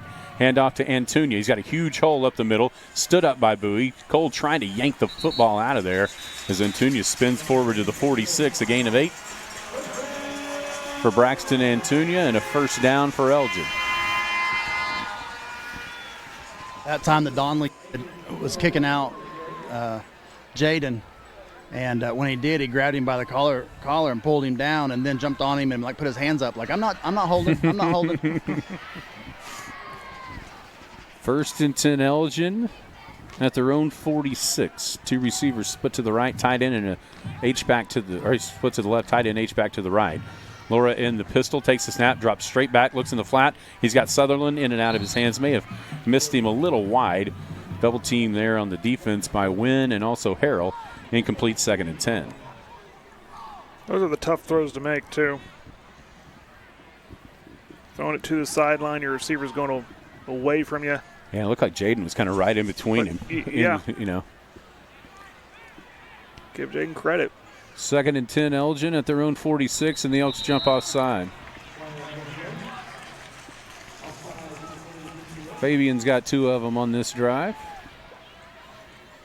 You may get to go over and stand next to the coaches as Kai Brott's back in there on the defensive line for the Elks.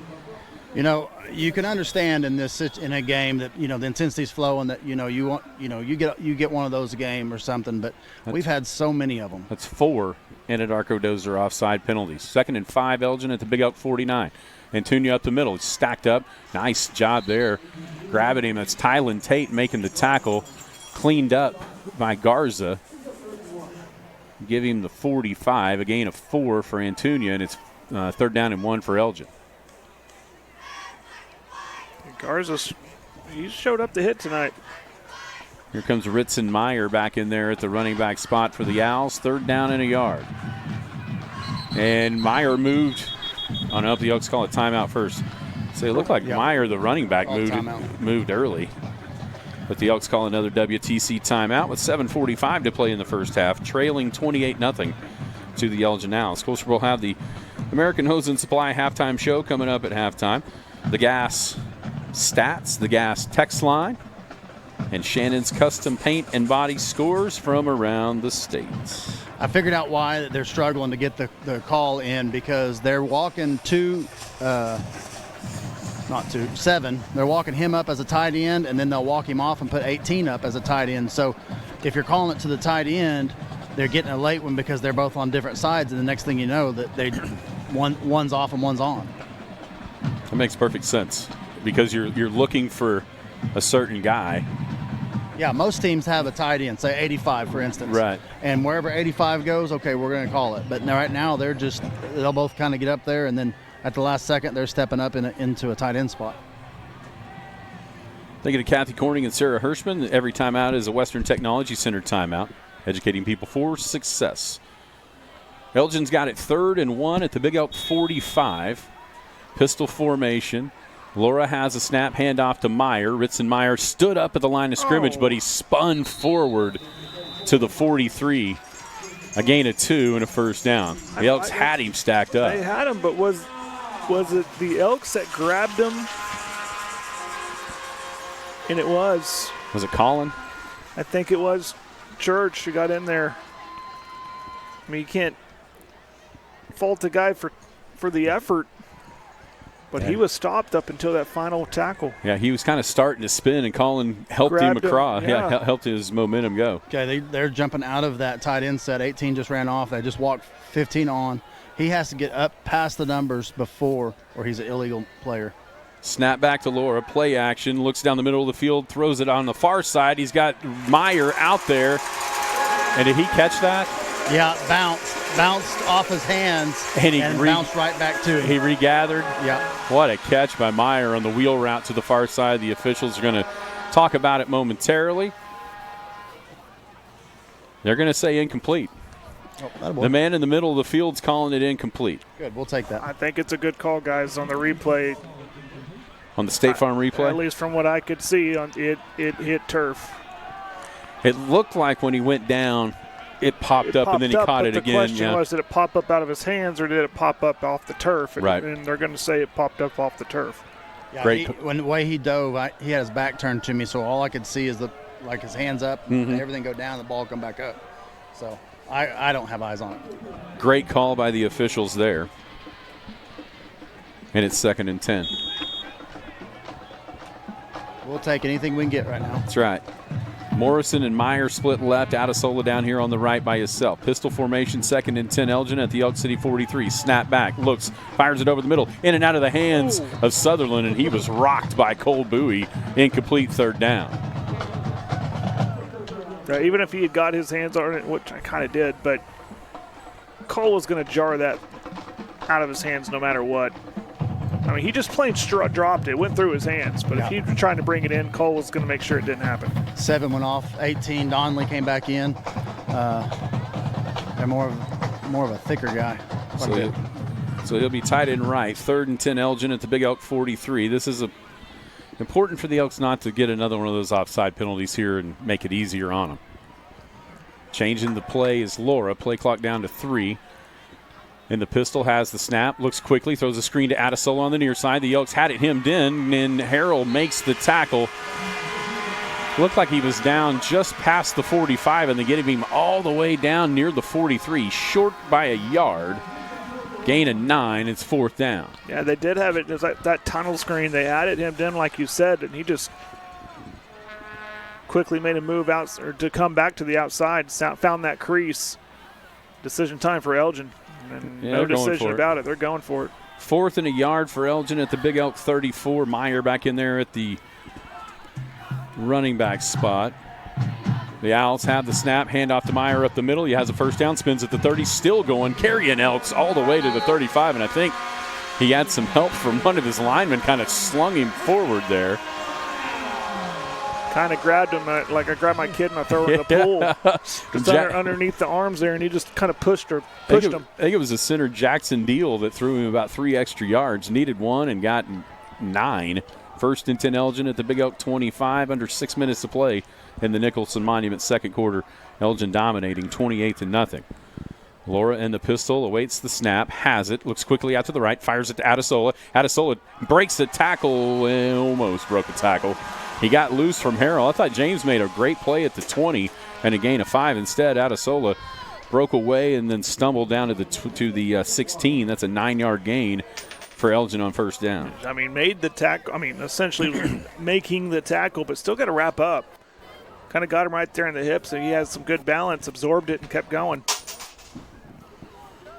2nd down and a yard for Elgin at the Big Elk 16.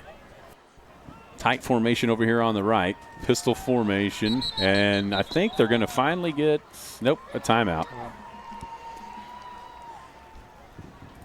And a headset flew on the far side. Nate Miller's in there at linebacker right now. Catches out over here on the sideline. I don't know if he was kind of down on knees, so I don't know if he's cramping or what.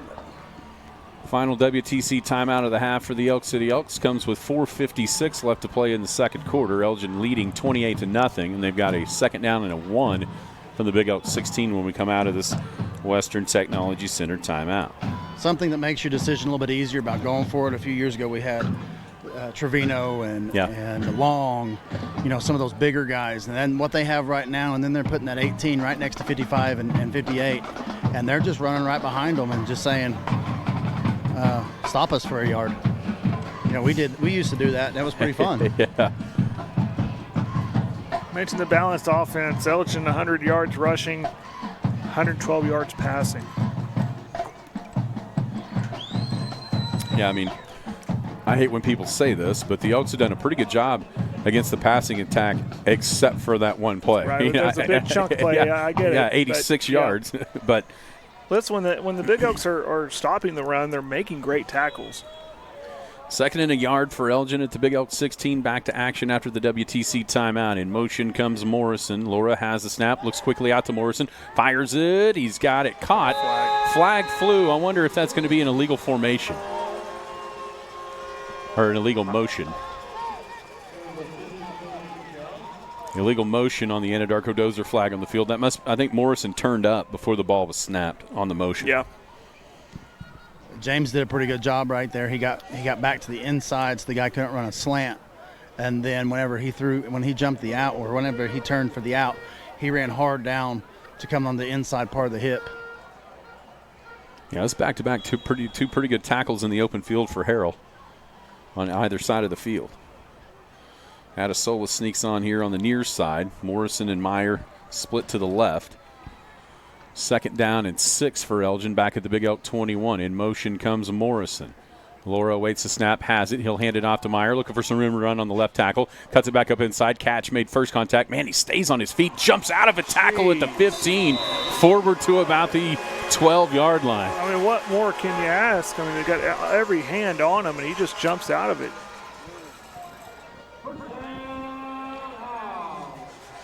It's a gain of 12 yards. Easton Sloan's playing this end guy over here, and as they came to him, he's just trying to 14 catch. yards. He's got to go attack that a little bit and take those guys on a little bit more in the backfield, and that way we can roam a little bit quicker. 1st and 10 Elgin at the Big Elk 12. In motion is Meyer. They're going to fake the flip to him, hand it out to Ritzenmeyer. Makes a move to the outside on the left, cuts it up at the 5, barrels over Garza, but he's short. Good tackle by Tucker, keeping Meyer out of the end zone. But it's a gain of 11. 1st and goal, Elgin at the Big Elk 1. Yeah, good news is didn't score. Bad news, they got 1st and goal on the 1. Yeah, they actually mark it at the 2. 2. So a 10-yard gain, 1st and goal at the 2. Good tackle by Tucker. Actually, was that Church? It was Tucker that made the tackle. I thought it was Tucker. Yeah. 1st and goal, Elgin at the Big Elk 2 with 3:38 to play in the second quarter. The Owls lead 28-0. Laura in the pistol, throws it over the middle, and he's in and out of the hands of Kaysen Meyer. He beat Bowie to the inside but couldn't snag it. Incomplete 2nd down. Right there, you got the linebackers. Since it's on the 2-yard line, they're crunched up about 3 yards from the play, and they're firing off. And so that ball, taking that quick slant inside, he's got an open window. So Cole's got to do a better job of working inside of him and making sure that he doesn't have that quick release. 2nd down and goal here for Elgin at the Big Elk 2. Laura waits on the snap. He's got it. And it's going to be a quarterback keep. The Elks read it perfectly, but Laura just bowls his shoulder over Jaden Wynn into the end zone. Touchdown for Elgin. Jaden read it perfectly, made a nice form tackle, but he couldn't keep Laura out of the end zone, and it's 34-0 Elgin with 3:25 to play here in the first half.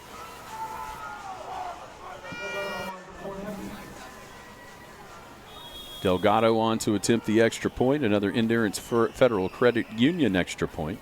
High snap. Hold down. Kick up. Looks like it's good, and it is. 35-0. The Elk City Elks getting ran out of the gym here against Elgin with 3:25 to play in the first half. This is where what we saw at Joshua a little bit. Joshua, we were 14-0 at halftime, and we're 35 right now. There's still 3.5 minutes, and there's some heads hanging and stuff like that. And I know our defense has been out there a lot, but this is where that heart has to step in and start playing and just, like you said, Jared said a second ago. Tucker came to play. Tucker came to hit. It doesn't care if you're down 28 or not. He's still flying around, and that's what we got to keep seeing out of these guys. Is still flying around and trying to make plays. Yeah, and on that note, I hope there's some guys down there relaying that message. I'm talking about senior leaders, the leaders on this team. Exactly. Yeah, that's something that you talked about, at Joshua, how there really wasn't that night. You know what I'm saying? Yeah. And, that's something that, has to improve. Well, you're in district play. This is the number. I looked. What I saw yesterday is they're the number 2 team in the state. This is not an easy task. No. You know what I'm saying? So I saw AP poll put them at 1. Yeah. I saw 1. I saw 2. Yeah. But it's not an easy task. Just go play your play your best, and then worry about the rest of the season, however this game turns out. But you gotta go play hard for the the remainder of the season because of gotta play with some heart. Delgado aims it over far side, taken. Was that Poole? Yep. Conley crosses the 30. stacked up at about the 33-yard line, and that's where the Elks will take over. 1st and 10 at their own 33. We got 3:20 to play in the first half.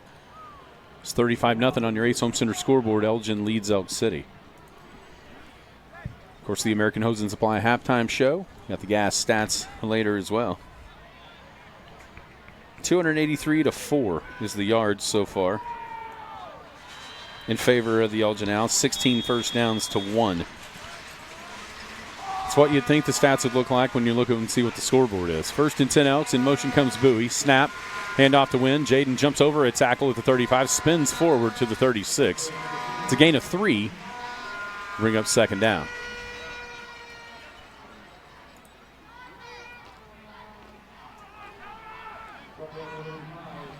Hate to say it, but that 3-yard gain almost doubled the Elks' yards here in the first half.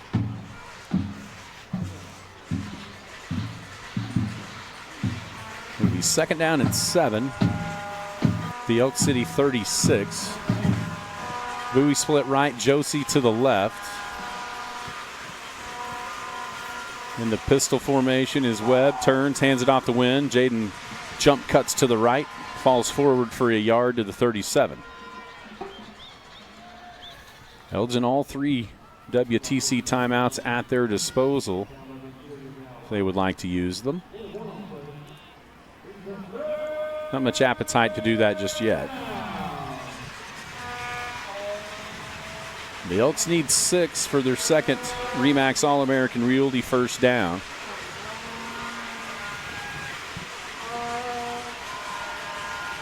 Snap this one with under 2 minutes to play in the Nicholson Monument 2nd quarter. 2 receivers split out to the left.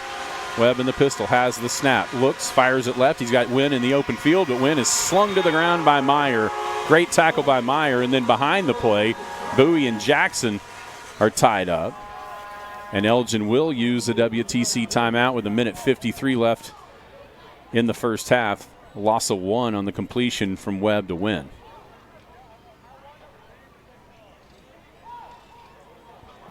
You know, we would coach linebackers and stuff on negative routes to never chase a negative route, because what you're trying to do is you're trying to open something up back behind you, and I think that's what's going on right now is we're running negative routes and we're checking down to them because they look open, but you know, their linebackers are doing a good enough job of sitting underneath the others and then come flying to the ball. So yeah, I'll tell you right now, 34 and 18 are as good of a set of linebackers as we've seen.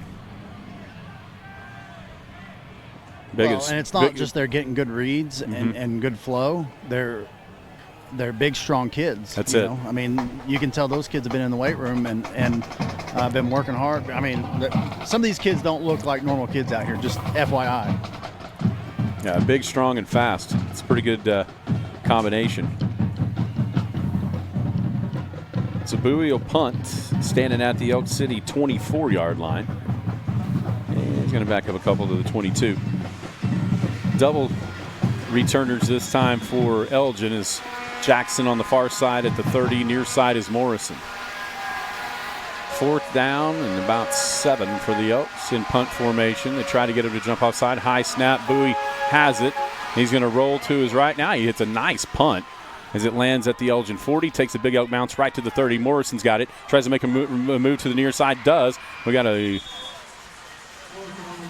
Elk chasing. Who was that? Nate Miller shoves Morrison out of bounds at the 43-yard line. So a 13-yard return.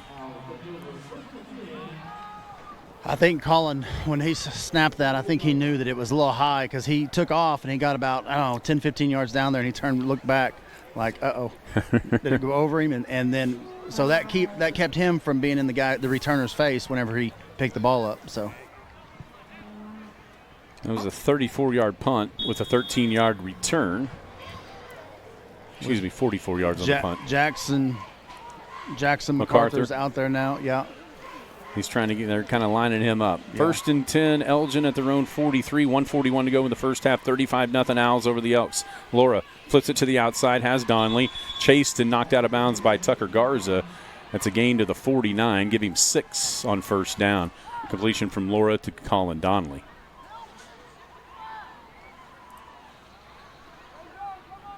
Play took 3 seconds off the clock.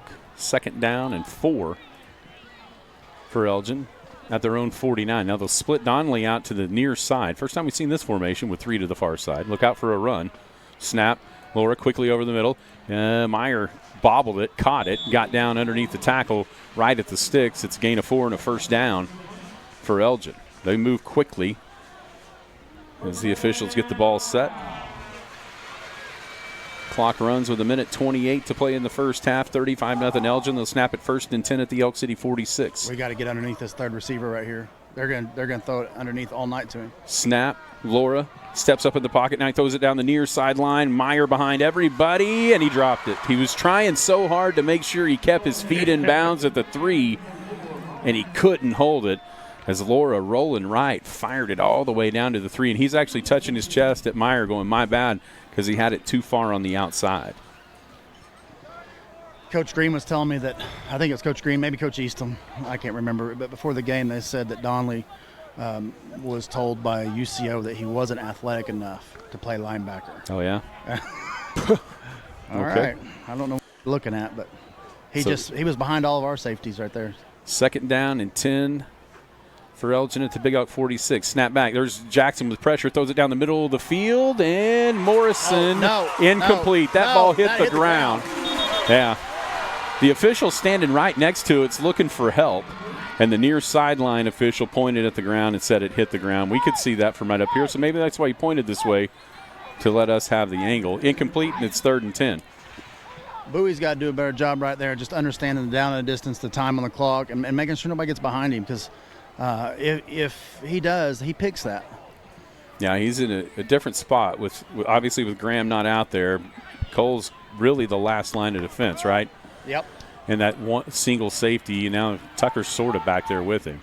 See, right here, they're gonna try to run that tight end. Well, I was gonna say down the middle. Screen to the middle. Antunia's got it, and Bowie tried to chop him down. Nice job flowing to the football. The Elks can't get Antunia on the ground. Now they finally do. It was a gain of 5 to the 41-yard line. It'll be 4th and 5 Elgin, and it looks like they may punt as the clock ticks down to 47 seconds left to play here in this first half. We'll have the American Hose and Supply halftime show.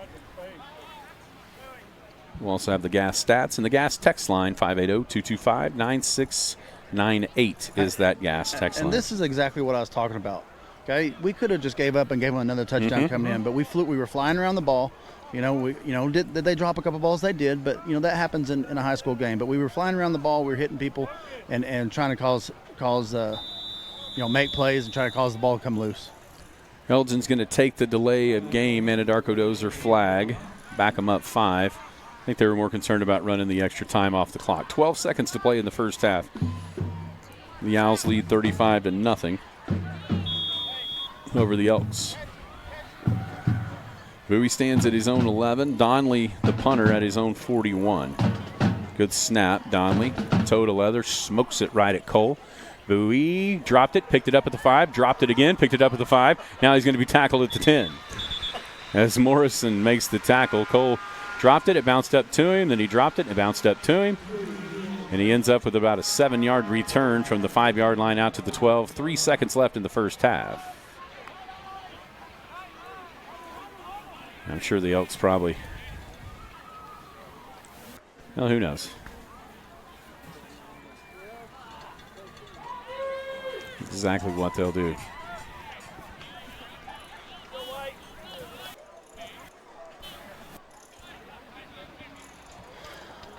You'd think we would take a knee being right here, just get up underneath and just take a knee. That would be my guess, but I mean, what'd you say we have 12 yards? I think we may be back to 4. Okay, so going to run a play. They took the knee.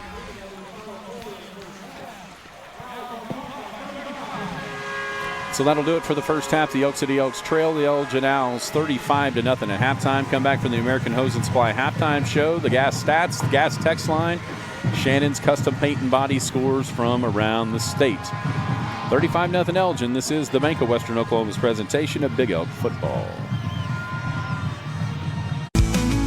At Bank of Western Oklahoma, we know what it takes to keep your farm running smoothly. Our experienced lenders understand agriculture and offer competitive loans for real estate, livestock, equipment, and more. We are locally owned and invested in our communities, making decisions that benefit you quickly. Bank of Western Oklahoma, the bank that works as hard as you do. Member FDIC, an equal housing lender. From dozer work to hauling dirt and gravel, Anadarko Dozer and Trucking gets the job done. We don't take shortcuts, and we don't back down from a challenge.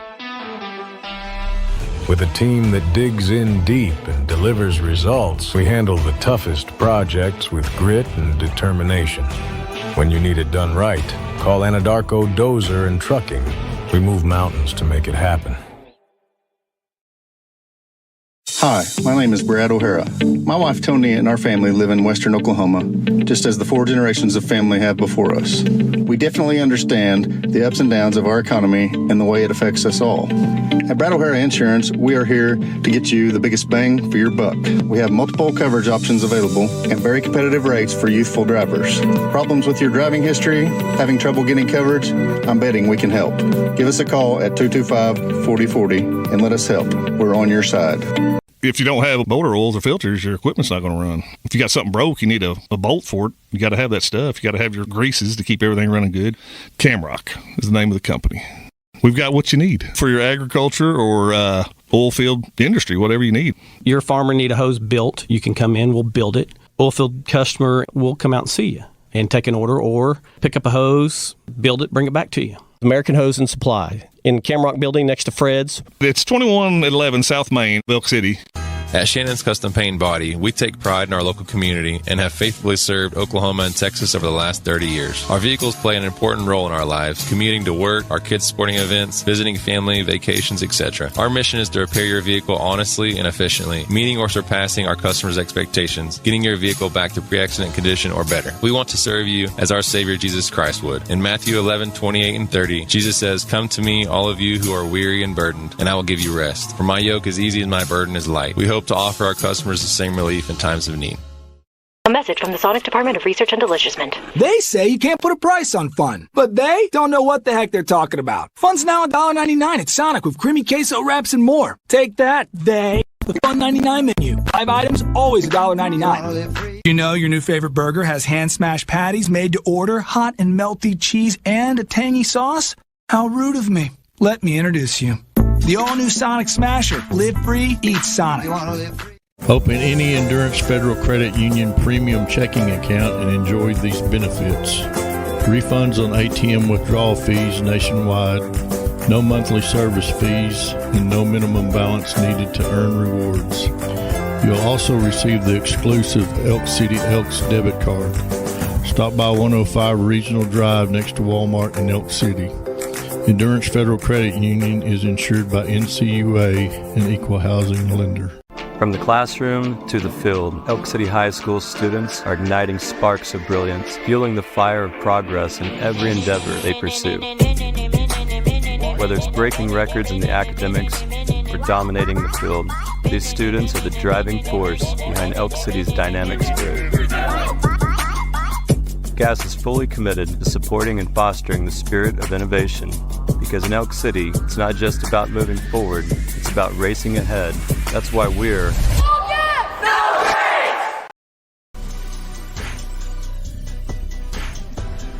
Welcome back here to Elgin. It's halftime. The Owls lead the Elks 35-0. Before we get to the American Hose and Supply halftime show and the GAS stats, let's pause 10 seconds for station identification. This is Big Elk Football.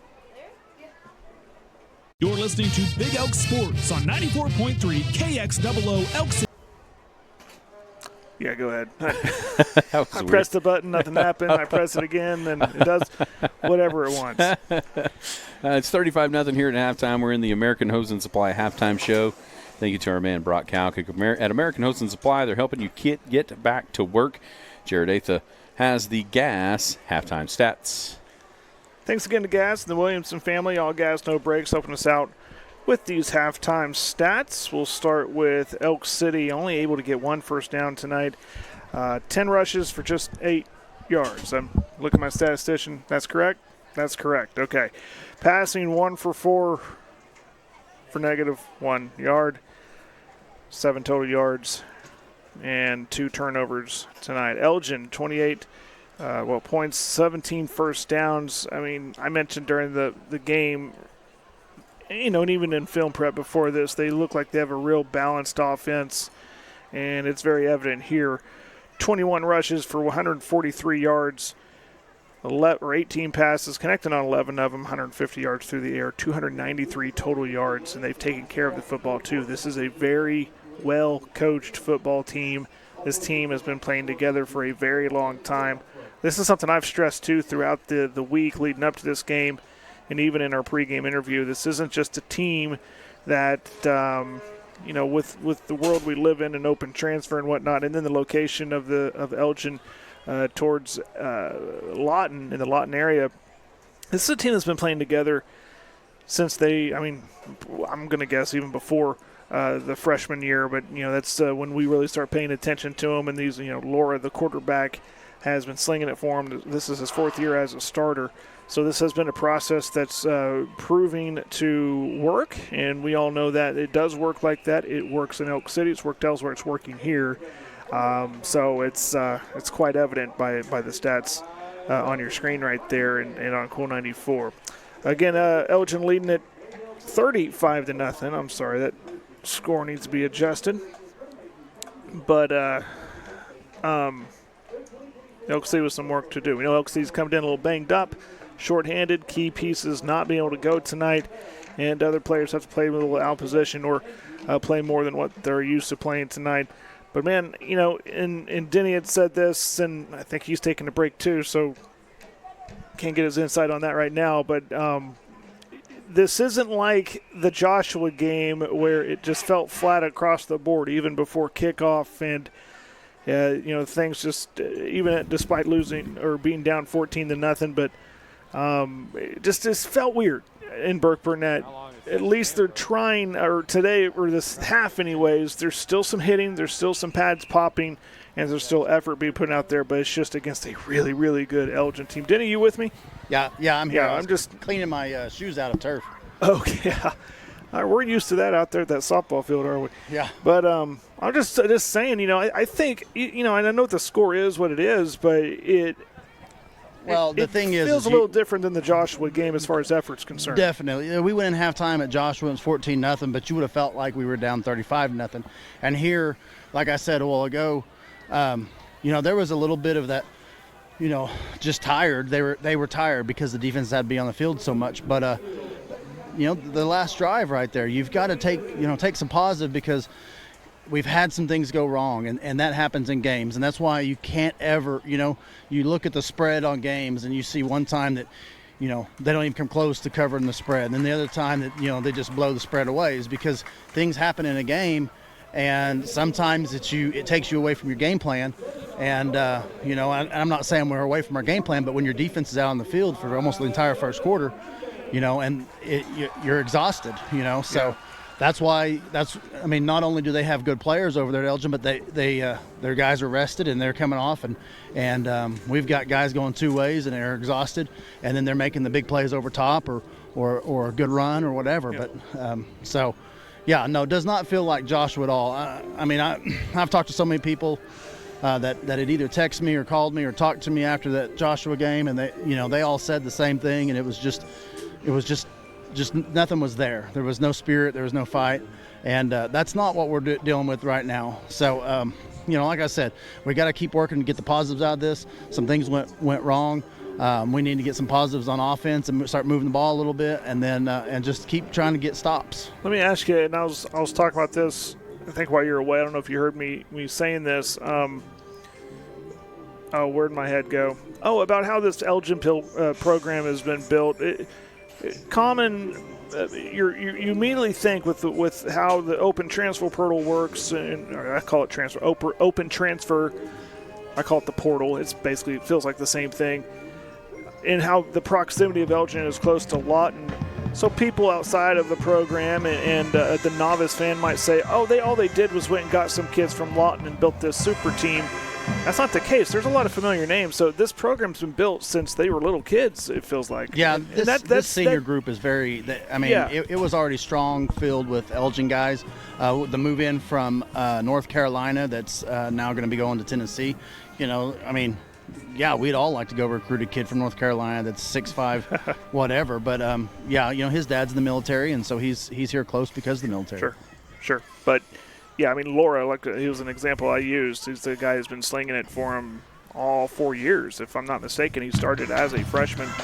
And, it's how we do it over in Elk City. It's how other successful programs do it, too. It's just they grow them. They don't go get them. They've done a good job of that here in Elgin. Yeah, they have. And like you said, most of these guys are homegrown kids. But have they had move-ins? Yes, they have. Sure. Everybody's going to have them. That's why they've been at 5A the last 2 years, because their school has grown. Right. And with all the different movements and stuff through, like you said, the transfer portal, and then just their classes changing and being so close to that 4A, 5A that they fell back down. But right. They're a good team. They're like you said. The quarterback has been here, and he does a very, very good job. It's fun when you have groups like that. Oh, yeah. 35-0, Elgin on top of Elk City. We'll take another timeout. We'll come back. We'll have, how about the text line? Let's hear where you're watching from, where you're listening from. Give a shout-out to your favorite player, maybe band member, cheerleader, coach, maybe your favorite play-by-play announcer. I don't know. 580-225-9698. We want to hear from you.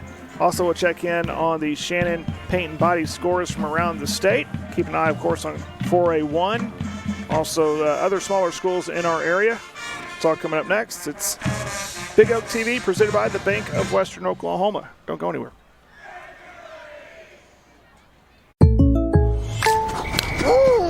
Derek Henry. Hey, Jake from State Farm. I saved so much bundling, it inspired my workout. Auto! Home! Okay, and this is auto again, right? Auto! Hey, this is my living room. Home! Bundling, just another way to save with the personal price plan. The dog isn't allowed on the couch, Derek. Call State Farm agent Daniel Garbarino in Elk City today. It's an evening like any other evening. Kids are being kids.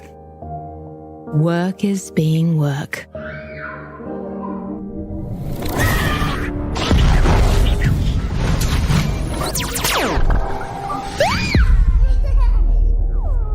But none of this bothers you, because the air feels so good at home.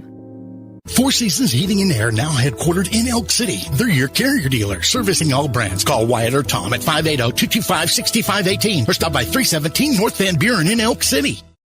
Looking for the perfect grill? Find yours at Ace, because at Ace, the perfect grill comes with free assembly, delivery, and fuel, like the Weber Gas Grill, Big Green Egg Charcoal Grill, Traeger Wood Pellet Grill, and Blackstone Gas Griddle. You won't find all these premium brands and service at a warehouse store, only at your neighborhood Ace. Around the block, what you need in stock, with service so good it's guaranteed. Owners George and Jim Bob Browning invite you to visit the locally owned Ace Home Centers nearest you, or shop online at elksupply.com. Are headaches, migraines, or dizziness interrupting your life? Are you an expectant mother or have young children in need of specialized care? At the Chiropractic Co., we have solutions for you. I'm Dr. Brooks, and I specialize in upper cervical care to treat whiplash, post-concussive syndromes, and complex neurological conditions. And I'm Dr. Michaela, and I offer gentle, effective care for babies, mamas, and young kids. Come find relief and support for your whole family at the Chiropractic Co. Just call us today at 580-339-8078 or visit thechiropractic.co. So you want to create your future, discover a path worth traveling down, find a career to get excited about. For decades, Western Tech has been training talented, skilled individuals, empowering them to step into a career that fuels not only their life, but the Oklahoma workforce. These individuals are the heartbeat of this state's economy. Individuals just like you. Create your future today at Western Tech. There have been times when the folks at RE/MAX may have actually lost business because of their honesty. Real estate's a pretty competitive field, but RE/MAX won't throw elbows or fudge the truth. Sounds pretty simple, but they were raised to be nice people. That's helped them buy and sell a lot of property for customers. Of course, it also helps that RE/MAX is the #1 most recognized real estate brand in the world. RE/MAX All-American Realty in Elk City. Take a look at their Facebook page. Sometimes nice guys do finish first.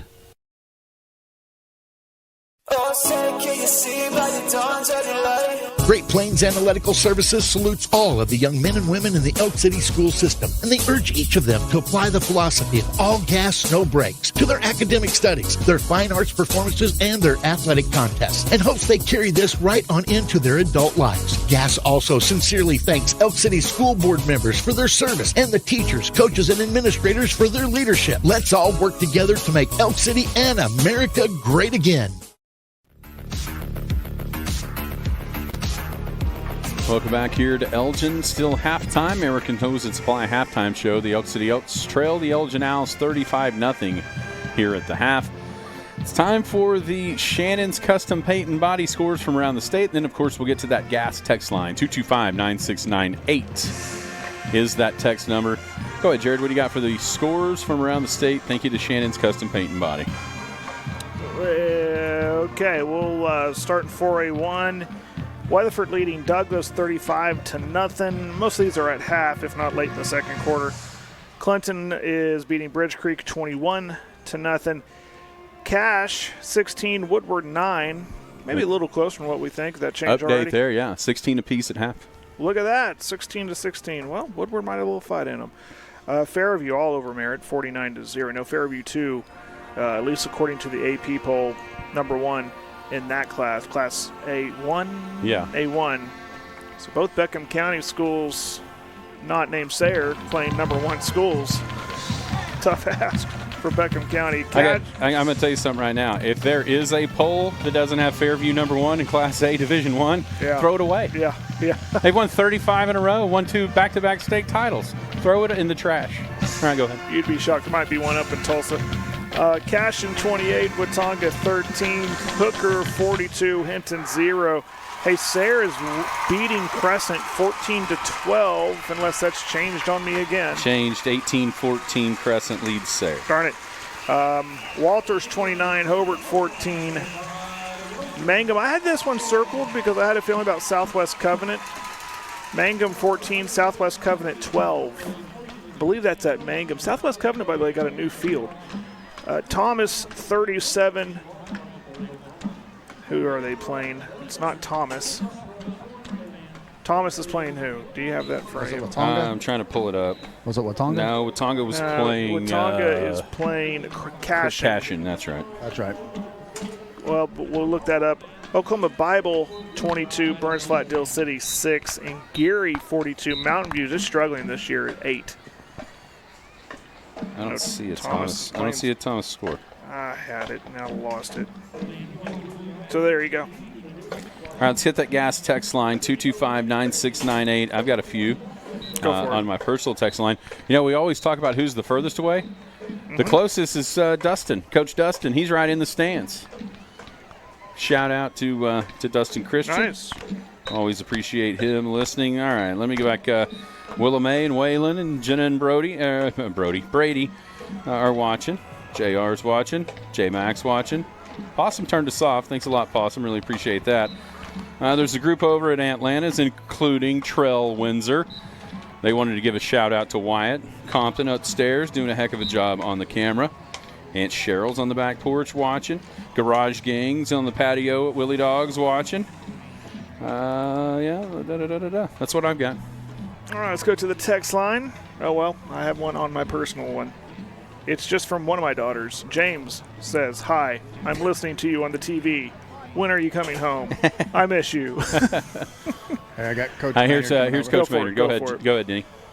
Coach Maynard, you had a couple of bad things go against you right there early, but it seemed like the fight and the heart's still there. They had a good stop there at the end. Talk about that first half a little bit. Yeah, I mean we're fighting hard. I think our kids are getting after it. We're just, you can't make mistakes against a really good team, and we made a couple early that I think really put our back against the wall early. Bright spots. Everybody they've played, they've scored 50 points on so far in the first half, and Really, they had the ball the entire first half, so at least we're making them earn it, I think, for the most part. We're going to keep fighting. No reason to cry and moan. We're going to try to win one play at a time and let the chips fall where they may, and then we'll pick ourselves up and get ready again for next week. That's just where we're at right now.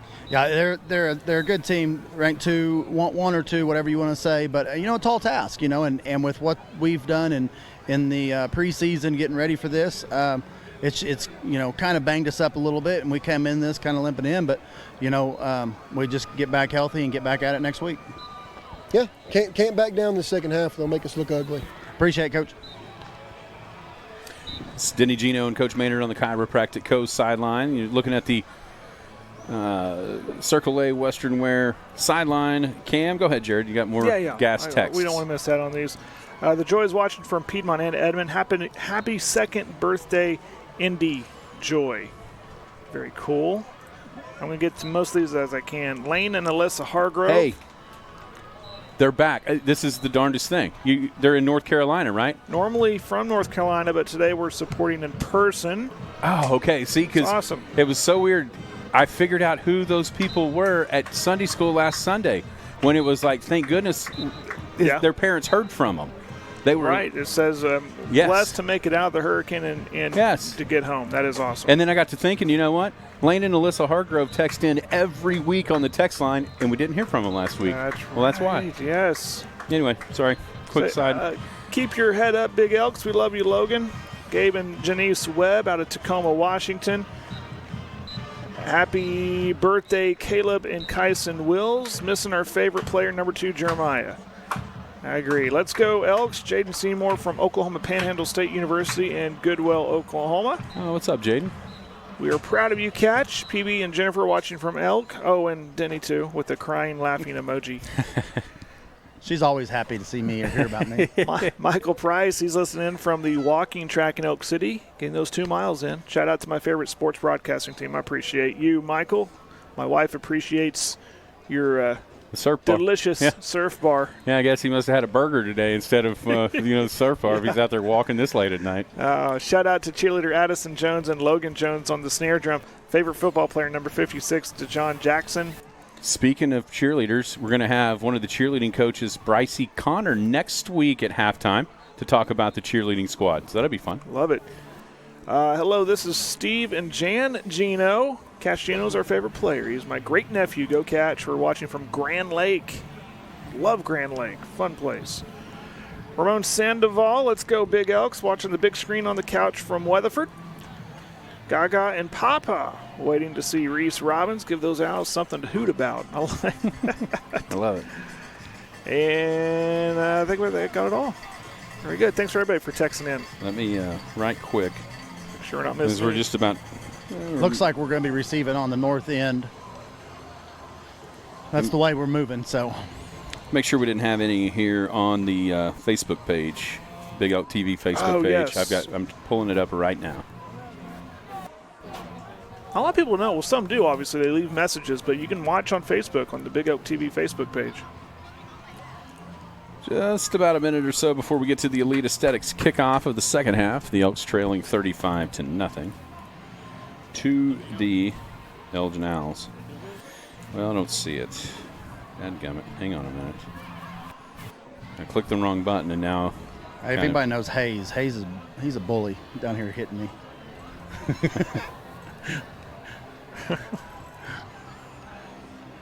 You got to love that guy. Every time you see him, he's smiling.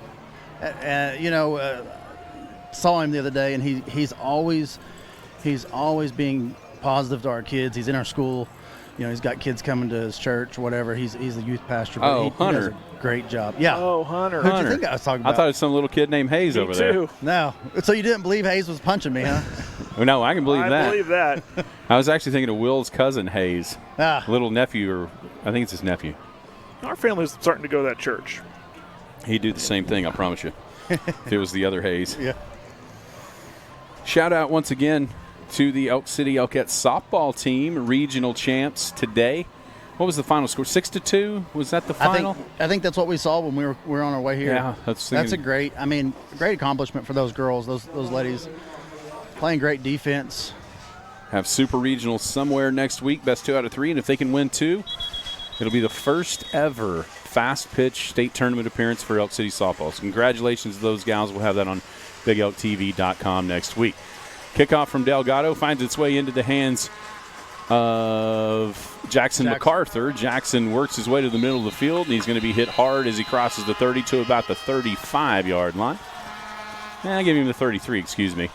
So the Elks will take over there. 1st and 10 at their own 33, just underway second half.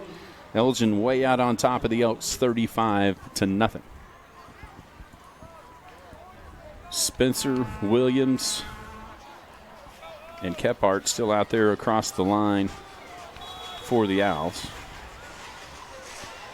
Bowie splits right, Josie to the left. Now I formation this time. Nate Miller, the fullback, Garza the tailback. Snap, turn, hand to Tucker. Has a little bit of a hole that closes quickly as Ritson Meyer stands him up right at the line of scrimmage. No gain, 2nd and 10.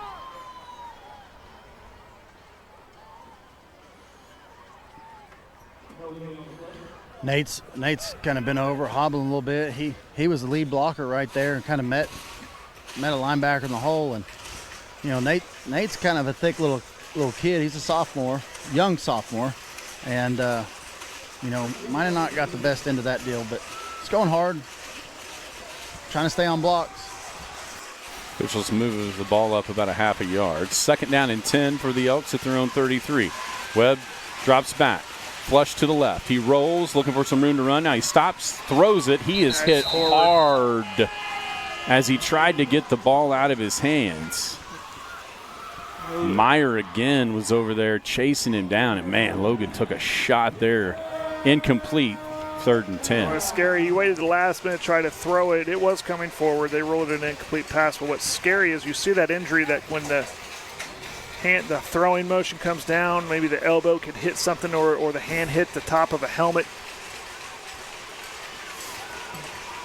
Logan he's okay. Yeah, he's up. He looks fine. He's not grimacing or wincing his arm or anything, so that's a good sign. 2 receivers left, tight end right, I formation, 3rd and 10, Elks at their own 33. Webb back to pass. He's going to be flush left, fires it over toward the near sideline. Bowie's got it right at the sticks, and it's a Remax All-American Realty first down. Great ball right there from Logan, especially after that last play we just spoke of. Well, you've got to, like that play right there. Logan hit his deep step. His last step, probably 5-step drop, hit the last step, and ball was coming out. You know, you can't sit back in a pocket with this group. So 1st and 10 Elks after the Remax All-American Realty first down at their own 44. Just underway, 3rd quarter, 35-0 Elgin. Snap, handoff up the middle. It's going to be Wynn, breaks a tackle, pushes the pile forward, cross the 45. Man, anyway, they mark him right at the 45. 2-yard gain. It'll bring up a 2nd down and 8.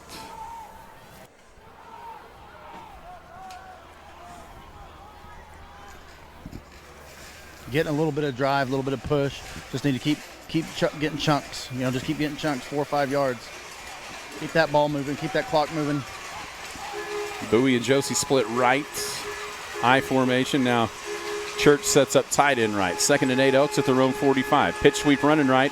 It's going to be Harold. Dropped it. Dives on it. Back at about the 42. Loss of 3. And it's 3rd and 11. Sometimes you wonder if you call a play and you look up, there's a guy in there I might not want. I know Harold's had kind of some struggles holding on to the ball and when you're tossing the ball to him. The officials have called a WTC timeout. They've walked over to Coach Chalmer Wyatt, and he's pointing at one of the assistant coaches. I don't know what's going on. It's a WTC official timeout. That was odd. It was really odd. But maybe something was said, and he just basically told the head coach, hey, control your guy. But he's not doing anything. He's got his head down looking at it. I don't know. Maybe he just didn't care what he said. I don't know. That was weird. 3rd and 11 for the Elks back at their own 42. Webb Drops back, has a little bit of time. Now he fires it over. Bowie's open. Bowie's got it. Breaks the tackle at the 40, far sideline 35. Cuts to the middle of the field. He's slung down, crossing the 30-yard line to the 29. That's another RE/MAX All-American Realty first down. Again, nice ball from Logan. Just give him enough time. They picked up that blitz, too. 29 yards on the pitch and catch from Webb to Bowie. And the Elks, for the first time, have it cross midfield. 1st and 10, Big Elks at the Elgin 29, 8:39 to play in the third quarter. The Elks down 35-0 on that Ace Home Center scoreboard. Setting up tight end left with 2 receivers left to the short side of the field. Under center, handoff to Garza. Garza stutter steps, breaks the tackle at the 25, breaks it outside of the 20, dives forward near the first down marker. It's going to be second down. Man, it's amazing how when one side has it, we mark them after they skid down a yard or two, and the other side has it. Boy, it's right there where the knee touches, eh? They do give him 10 and a 1st and 10 on the RE/MAX first down. First trip inside the Big Elk Auto Mall red zone as well. By far the best offensive drive for the Elks tonight. They'll snap it 1st and 10 at the Elgin 19. A receiver set to each side. Under center is Webb. He'll turn, hand it off to Wynn. Jaden bottled up right at the line of scrimmage, hit hard by Donnelly. No gain, second down. Their safety standing about 7 yards, and they're coming down hard, basically almost in the box, what you consider being in the box, and you want to try to outnumber them for what's in the box because you can't block. If you've got 8 in the box and they've got 9, you're leaving a guy to run free. So when you're counting guys and you're trying to call offensive plays, that's your scheme to out scheme somebody, is you're trying to outnumber them by flipping or whatever your tight end, and that's what we've kind of been doing. Receiver each side, tight end right, 2nd and 11, and the loss of 1 at the 20. Webb throws a fade down the near sideline. Bowie goes up. Bowie's got it. It's a touchdown for the Big Elks as Bowie went over and through Bryce Martin. 20 yards on the pitch and catch from Webb to Bowie. And put that one at the top of the Culver electrifying playlist. Touchdown for Elk City, extra point pending. Still trail 35-6 with 7 minutes to play here in the third quarter. Just another great catch by Cole Bowie, just going up and going and basically playing defense and going and catch the ball over top of the defender who actually had better positioning. Braulio Luna on to attempt the extra point. Endurance Federal Credit Union X point. Snap a little high. Good hold by Bowie. Kick is up. And it hit the upright. No good. Goodness. Hey, but we got a positive drive coming out of the halftime. No doubt. We move the ball down. We go make some good catches. We had a couple of good runs and staying on some blocks. You can tell the difference, But that's what we need. It's not about going and trying to win the game being down 35 points because you're not going to win it on one or two plays. You just got to go fight and go just make some things happen. Some good luck on your side and move the ball and then just let things fall in place. Yeah, that's something, we kept on looking for that even though the score got out of hand against Joshua and you never, ever saw it. Here. They just threw a flag on their side. On theirs? I think so. How is the guy on the near side flown? No, I think he's throwing on their sideline. Just giving them a sideline warning. Okay, so sideline warning against Elgin. That's what I would think. Say Maynard was out there. Yeah. I mean, there was nothing. I mean, there was just a conversation. So sideline warning. That has to go back to whatever was said by the white hat to Coach White. I don't know. That's what I was coaching, wondering. and we were always up here talking. No matter what the score, keep playing hard. Well, Elgin's over here still coaching hard to the point they're getting flags and warnings. And they're up 35-6 now. Well, and that's what I was going to say a while ago. If there was something that was said, then that should have been a sideline warning immediately right then, and that one should have been walked off and been penalized. that would have been the penalty. So Luna will kick.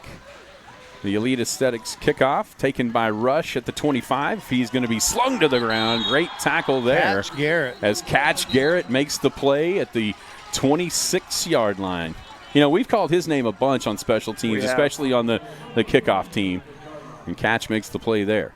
One of the things that you see that you want to see out of kids is their energy, And that kid right there has got a lot of energy, and we've said it before on other kids. His motor runs high.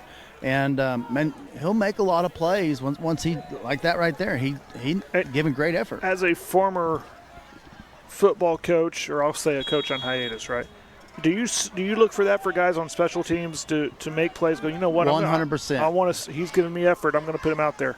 They have to go sacrifice their body a little bit. 1st and 10 for Elgin at their own 26. Handoff is to Meyer. Spins out of a tackle, but the Elks surrounding him with a few guys, crossing out to about the 33-yard line. Gain is 7 on first down for Ritz and Meyer. Special teams is also a great time to get the guys that are busting their butt in the scout team. You know, you got scout team running backs, or you got, you know, guys that are just giving great effort in practice. They'll give it in the game if you let them. 2nd and 3, Elgin. Handoff up the middle to Meyer. Stutter steps. Now he breaks over the 35. Gang tackled, but pushes the pile forward to about the 41. Another gain of 7 and a first down for Elgin. Colin Church and number 77. I love when people point at the scoreboard, especially when the game's still going on, because it changes pretty fast. But it just, I don't know, that drives me nuts. Clock ticks under 6 minutes to play here in the third quarter. Elgin with the 35-6 lead, and they've got a 1st and 10 at their own 41. 2 receivers near side, 1 to the far side, tight end right as well. Now in motion comes out of Sola. Laura in the pistol hands it off to Meyer, running on the right side. Breaks the tackle to the 45, to the 50. Runs through, tried to run through Garza, but Garza went ahead and held on to him. And now we have that might be on them, guys. Some extracurricular on the far sideline.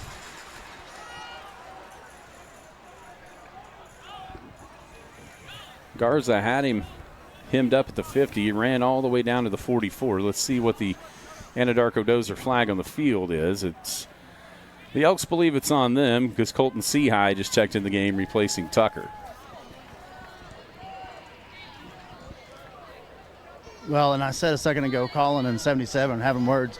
There was a pretty big collision right on the edge right there between those two. Colin was coming.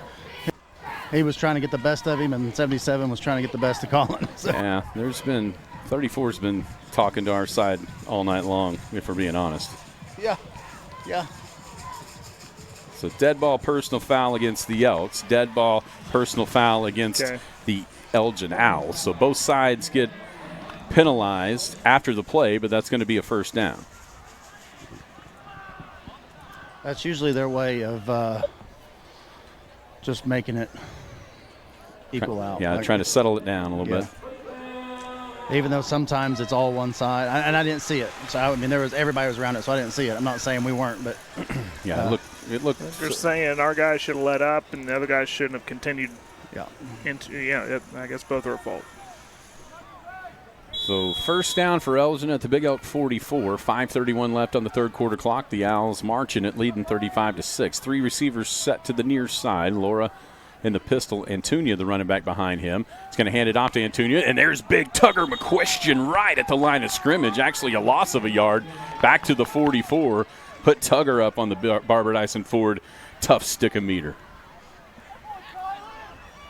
Just want to keep seeing these kids play. You know what I mean? Just keep playing. They're getting better week by week. Like I said, we've got a freshman, Tylen Tate, out there. He hasn't gotten any reps all year, for different reasons or whatever. But trying to give ourselves some depth. 2nd down and 11 for Elgin back at their Big Elk 45. Laura awaits the snap, has it, hands it off to Antunia. Antunia makes a move inside, still grabbed and thrown to the ground by Easton Sloan. Actually, nope, that's Seahigh. Yeah, Seahigh cleaned it up. Sloan made first contact. It's a gain of 6 to the Big Elk 39. They'll bring up 3rd down and 5 for Elgin. Yeah, the officials are trying to settle it down. As they're in the Elgin huddle, looking right at, you're talking about 77. They were right at him, telling him to stop. Yeah. Basically. Yeah. I mean, whatever. I mean, it's just. I don't know if it's being dirty or he's just grabbing a hold and holding them down. And it'll make them stop. Throw a flag. Yeah. 3rd and 5 for Elgin at the Big Elk 39. 2 receivers right, 1 to the left. Laura in the pistol, has the snap, hands it off to Antunia. Antunia is going to make a move on the left, cut it up at the 35. Stiff arm man at the 30, still going down near the 25. But we've got a Anadarko Dozer flag on the field, and that's going to be a hold against Elgin. Back him up 10, and it's 3rd and long. Yeah, that was a chop block. Oh, was it? Is it 18? That's who he was talking to, but I thought it was. He kind of came up looking at his coach like he was the guilty party. I don't know. Yeah. Chop block against the Owls. He would be outside the tackle zone, and the one he would be, I think, cutting would have been outside also. So I think that would be why.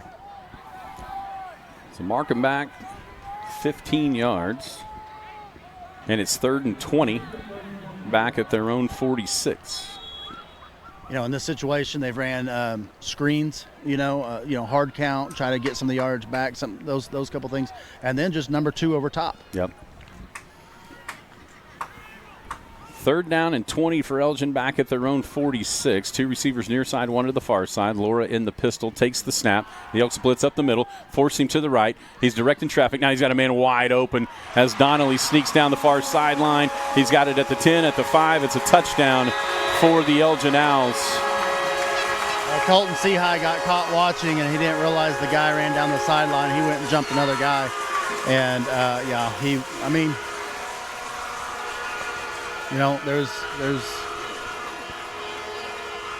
it's tough to say. I mean, these are his first snaps in a game, so that's tough play, tough position to be in right there. Donnelly was running straight east to the sideline, and they just lost him. Yeah, Laura. He just went straight up when he saw his quarterback scrambling, and Laura just gave him direction, and he just streaked. 54-yard touchdown catch for Colin Donnelly. Delgado's extra point. That one just barely made it over the crossbar, but it's good. 42-6, Elgin leads on your Ace Home Center scoreboard with 3:34 to play here in the 3rd quarter.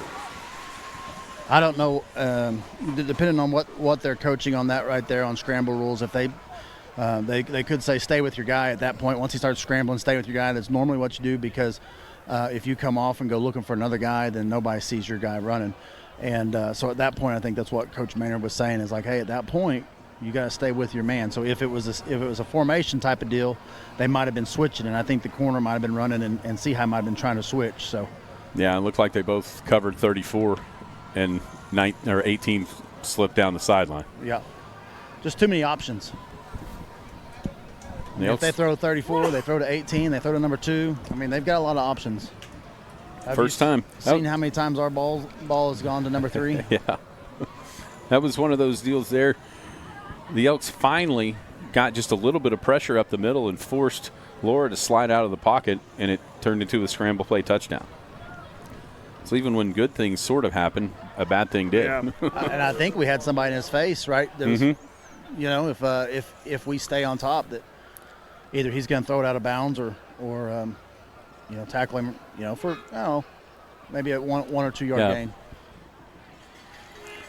Instead, 54 yards and a touchdown for Elgin, 42-6 Owls. 3:34 left to play here in the 3rd quarter, and Delgado will kick.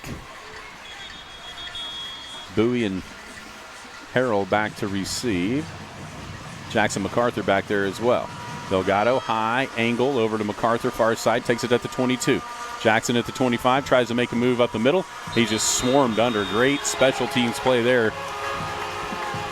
Jackson's got, if the call is to the right, if they're blocking to the right, he's got to understand that ball is kicked far enough to the side that he needs to go get what he can get straight ahead. It was Caden Holmgren on the tackle, the 5'10", 165-pound junior for Elgin.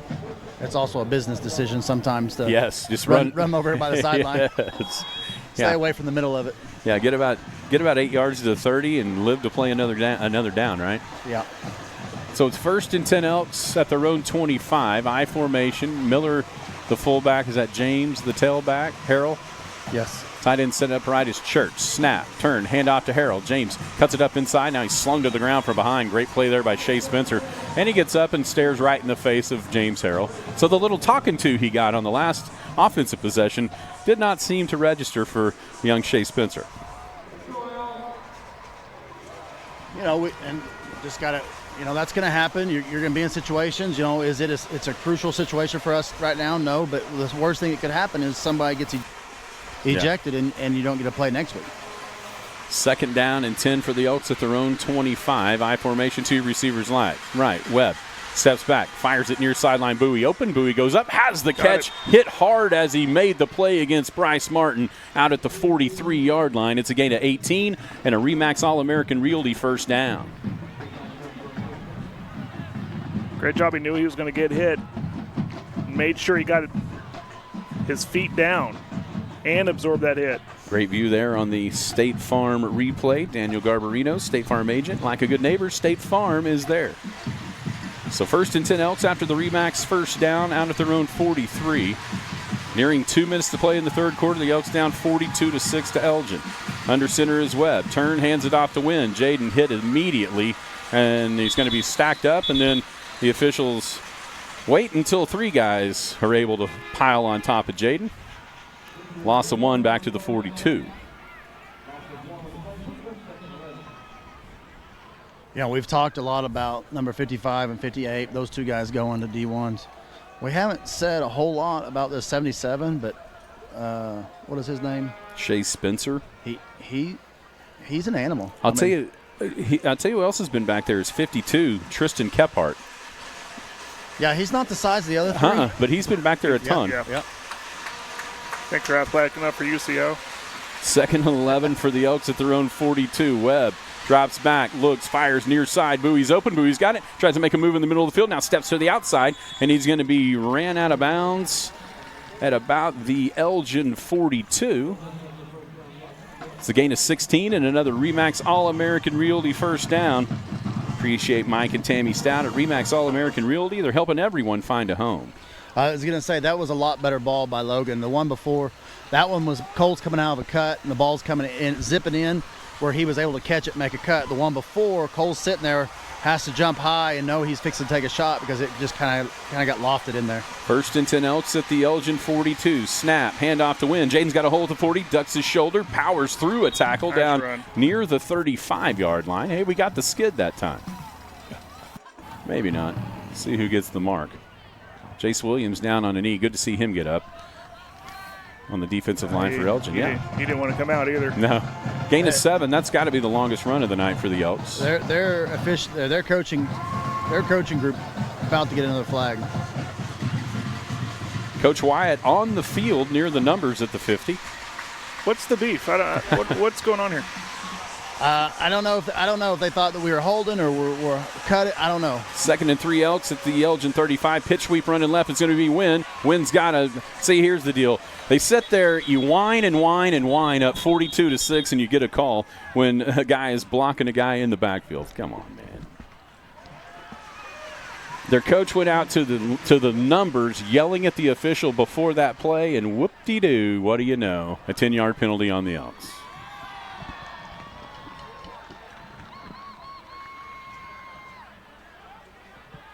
I was beginning to wonder who's officiating this game at times. Well, when you already have an issue on their sideline and you don't throw the flag. Yep. And you know what I'm saying? I mean, you're setting a precedence for them to keep on and keep on and keep on. Yeah, just let them go. I mean, you're not going to do anything about it.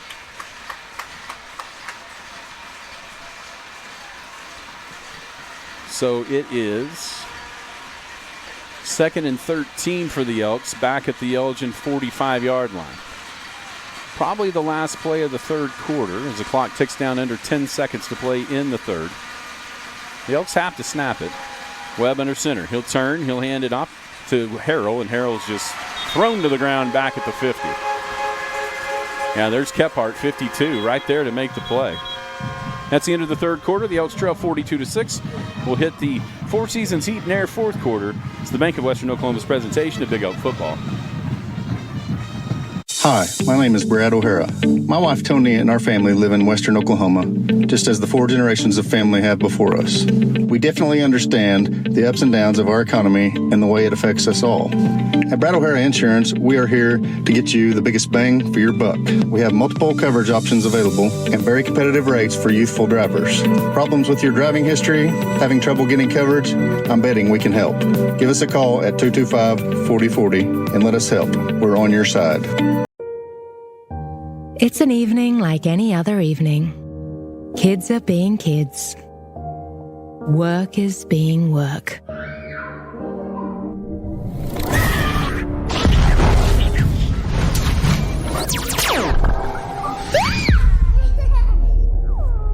But none of this bothers you, because the air feels so good at home. Four Seasons Heating and Air, now headquartered in Elk City. They're your carrier dealer, servicing all brands. Call Wyatt or Tom at 580-225-6518 or stop by 317 North Van Buren in Elk City.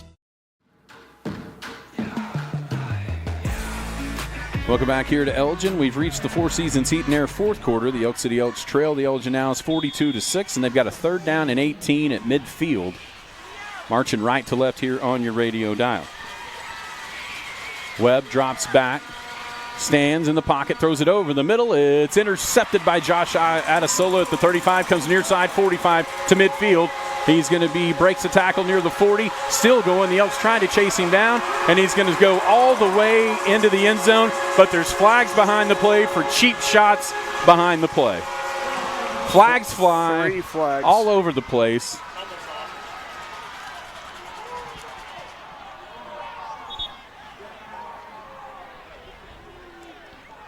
So wipe the touchdown away. The interception will stand.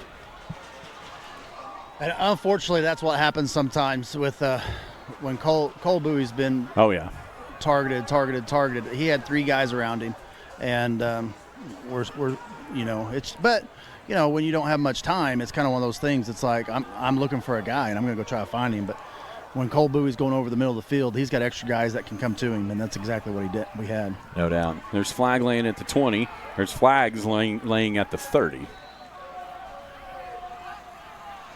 We forgot to give a gas text line shout out to my lovely wife. And speaking of Daniel Garbrino, his lovely wife Piper, Crystal Kirkley as well.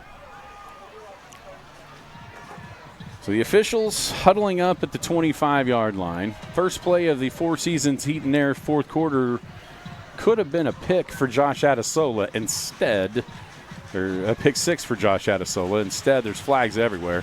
Coach Chalmer Wyatt is just standing on the numbers, hands folded up across his chest, just staring the officials down. I mean, I don't understand what they can be talking about. The text line, my text line over here, my wife doesn't text and say hi. She texts and tells me what I'm doing and what I'm packing for the car tomorrow. So it looks like we might finally have a call. No, maybe not. Well, if nothing else, you got the crowd in it. They got a great recycling program for their milk jugs. They called it, what in the world? They called blindside blocks on both sides? So does that mean it's 3rd and 18 from the 50? It would be a first down. Right? So it's after the interception. After the interception. What they'll do is they'll give them 1st and 10 where the interception happened. Well, it was way further down here, wasn't it? I think right where he's standing. Is it? Okay. I got the tail end of it. I got the the PIs, but I didn't get the actual interception. So a blindside block on Elgin and then a blindside block on the Elks. Huh. I think I saw the one on us. It was James, and I just happened to look up and see an official throwing, and it was right at James. I didn't see it happen, but I saw who he's throwing it at. He was the last guy that had a hold of Adesola down here at about the 15. He must have just go and hit somebody just because. It must have been what happened. Yep. Yeah. So Elgin's got it 1st and 10 at their own 33-yard line. The Elks almost jumped offside. Elgin's trying to tell their band to keep it down because they can't get their play calls in. 3 receivers left. Snap back to Laura. He's going to pass. The Elks give him plenty of time. Now they try to chase him. Now he throws it down the middle of the field over top of Morrison. Incomplete. It'll bring up 2nd down. Is that Tucker McQuistion? Yep. Putting some pressure on us. Good. Tugger trying to chase him down.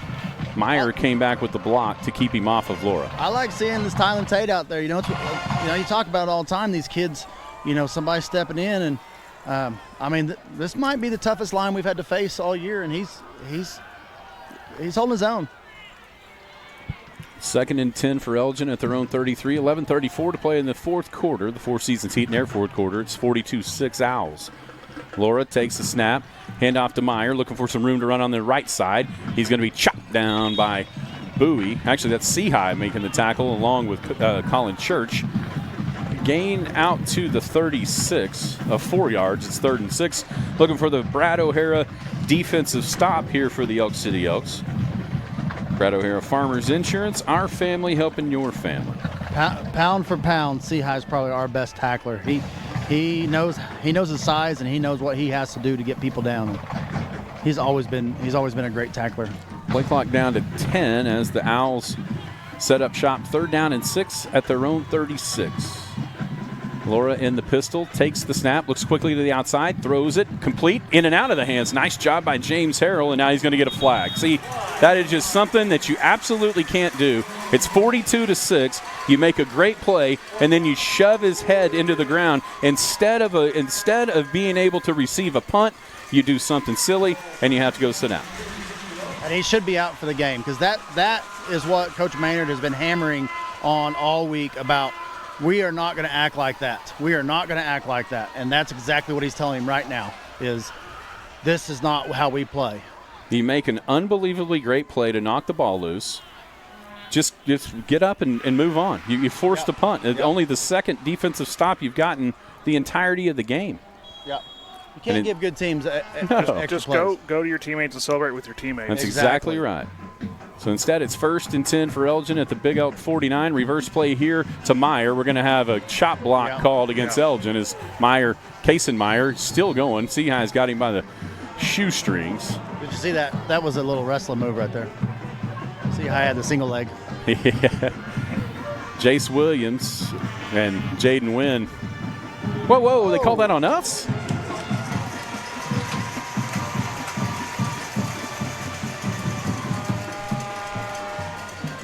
I guess they're saying when we took the puller on that we got down below the hip. I didn't see it, but I didn't either. Oh my goodness. That's what it would.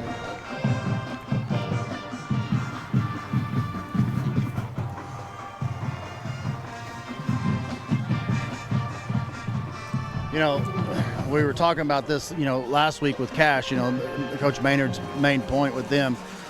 Where are they? Whoa. Where are they marking this to? What in the world? A 30-something yard penalty? They snapped it from the 49, and they're marking it at the 22. 27-yard penalty? Is that what they did? Tacked it on? From the end of the play? It should be on from the spot. Coach Maynard's going to ask him about this one.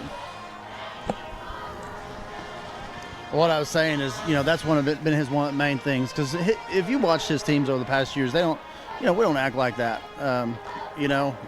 We've had some really good groups, and was there a couple. I remember Cooper Patton, throwing the peace sign, running back. So there's a little bit of that, but to be across the board and have a lot of that, that's what he's really focusing hard on of getting cut out. And sometimes it takes sitting a kid a game or something, but it's a hard decision as a coach, but you've got to do what's best for the team.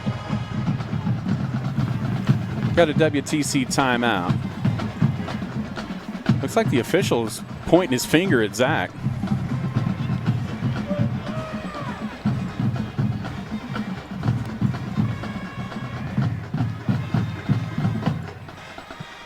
That didn't look like just a regular conversation. No. Well, it tried to start out as one, but he didn't like the explanation as to why. Which side? The ball is spotted.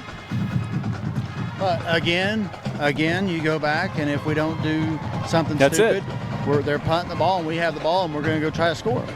So, it's frustrating when calls go against you or whatever, but you've got to make your own destiny sometimes. Yeah, it should be. It was going to be 4th down and 6. Elgin punting. Now it's 1st and 10 for the Owls at the Big Elk 22. 10:37 left in the fourth quarter. Elgin 42-6 lead. Laura in the pistol takes the snap, hand off to Antunia, looking for some room to run on the left side. The Elks chop him down there. They give him 6 on 1st down. I'm sure people at home are kind of looking at the scoreboard and knowing it's 42-6 and it was 35-0 at half, and we're getting, we're about a fourth of the way through the fourth quarter.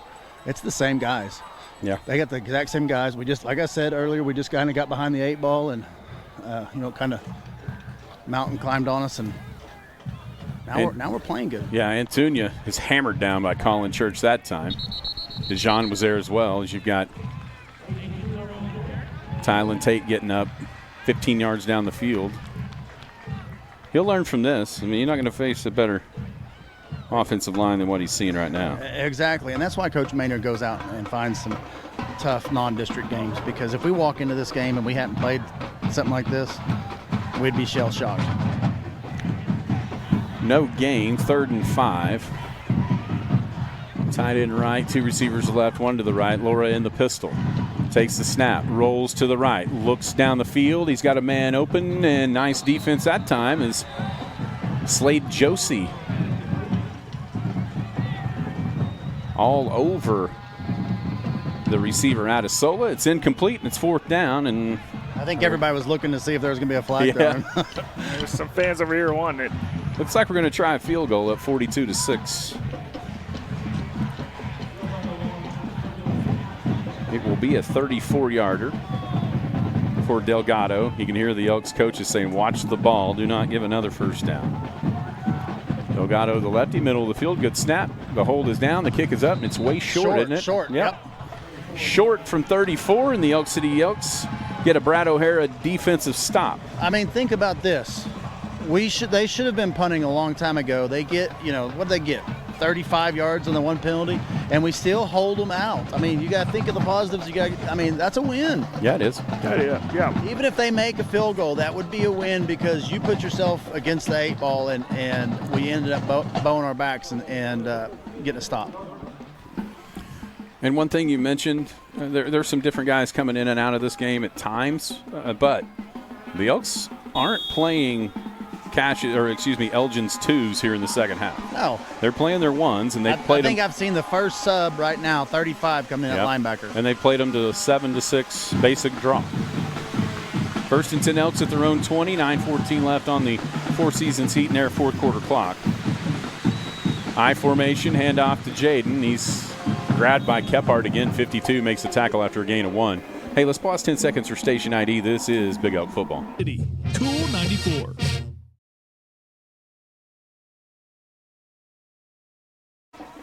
All right. Welcome back here to Elgin, Oklahoma. Just under 9 minutes left on the Four Seasons Heat and Air fourth quarter clock. The Elgin Owls lead the Elk City Elks 42-6. This was 35-0 at halftime. Both teams have continued to play their starters, and the Elks have done a lot better here in the second half. I formation from the 21. Pitch sweep to win. Jaden grabbed in the backfield. My text line's blowing up now by my wife telling me hi. So she's got her ears on. Philip Peabody makes the tackle for a loss of 2 back to the 19. The Elks have it 3rd down and 11 at their own 19. Josie to the near side, Bowie to the far side. Under center is Webb, sends Bowie in motion. The Elks try to talk the Owls into jumping offside. Kephart almost did, but he stayed short. Now the Elks will have to call a WTC timeout as the play clock was down to 2. I thank Kathy Corning and Sarah Hirschman at Western Technology Centers. They're educating people for success with campuses in Burns Flat, Hobart, Sayre, Weatherford, and Elk City. Be back inside Big Elk Stadium next Thursday night. Note the date, Thursday night, with the Clinton Red Tornadoes making the short jaunt west down I-40. Tornadoes, they're up 21-0 at half over Bridge Creek. It's 40-something. 42. Tied up in Woodward. 23-23. That amazes me. It really does. 23-23 Woodward at Cash. Yeah, it's at Cash, right? It's at Cash. I'm sorry. Thank you. It's I couldn't remember. Blanchard 41, Bethany 21. Gave you the Weatherford or the Clinton score 42-0. By the way, Thomas' opponent was Cordell. I was just looking for that. That's funny. 8-19, Poto 7. I'll tell you what, Texoma Goodwell is putting a beat down on Moreland, 49-6. Here it's 42-6. Elgin leads the Elks, and Elk City has it. 3rd down and 11 at their own 19. I formation, receivers split to each side. Bowie down here, maybe one-on-one with Adesola. He's got the catch at the 25, hesitates, tries to make a move in the middle. Now bounces to the outside. Can he race for the first down at the 30-yard line? He does. What a play by Cole Bowie. He needed 11, got 12. As he turned around, looking straight in the eyes of 4 Owls, made one little move to the inside, bursted to the outside. He had enough speed across the 30 to the 31. It's a Remax first down on 3rd and 11. It's great effort. You're always going to get that 100% effort from Cole, and he makes some nifty moves. He's done it more than once tonight. Got those Owls' heads turning like, well, owls.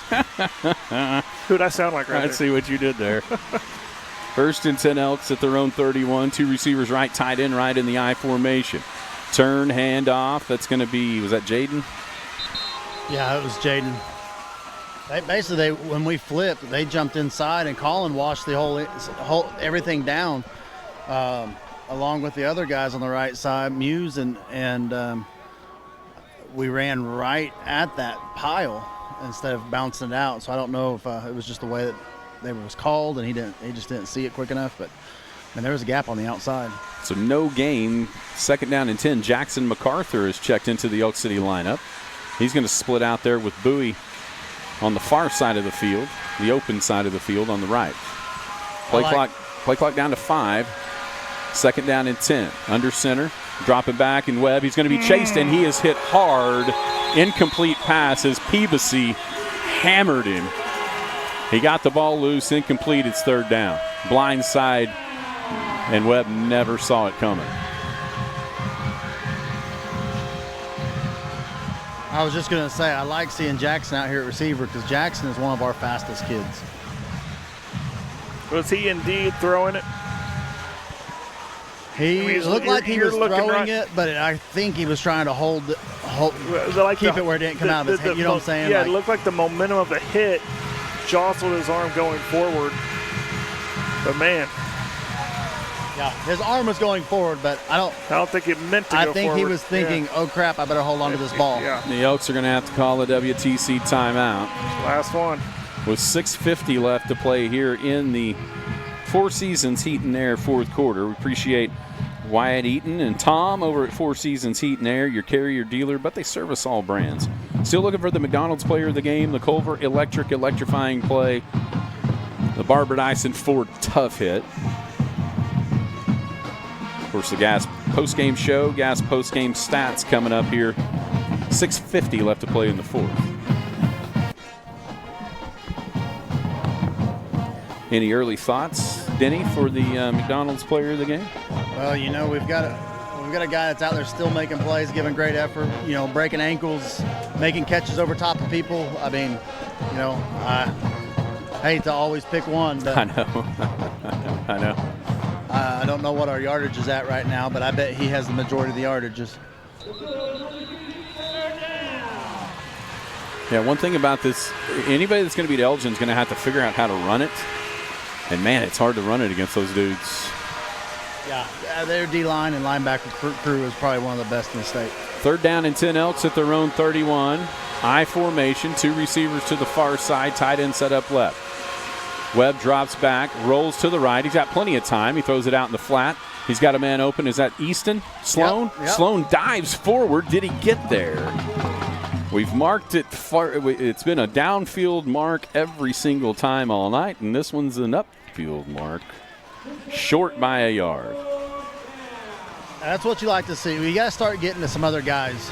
You got to start spreading it around so they can't just hone in on one. Great effort by Sloan trying to dive forward to get that Remax first down. The Elks are going to go for it at their own 40. 4th down and a yard. Webb under center. I formation. Looks over at the sideline. I think he's just kind of letting the play clock run a little bit. Now, switch tight end left. Webb. Snap, turn, hand off. It's going to be Wynn. Wynn has a first down, sneaks to the outside of the 45. Now Jaden stops, dives forward, stood up by a bunch of Owls, and it's a gain out to the 47-yard line. Needed a yard, got 7, and it's a Remax All-American Realty first down.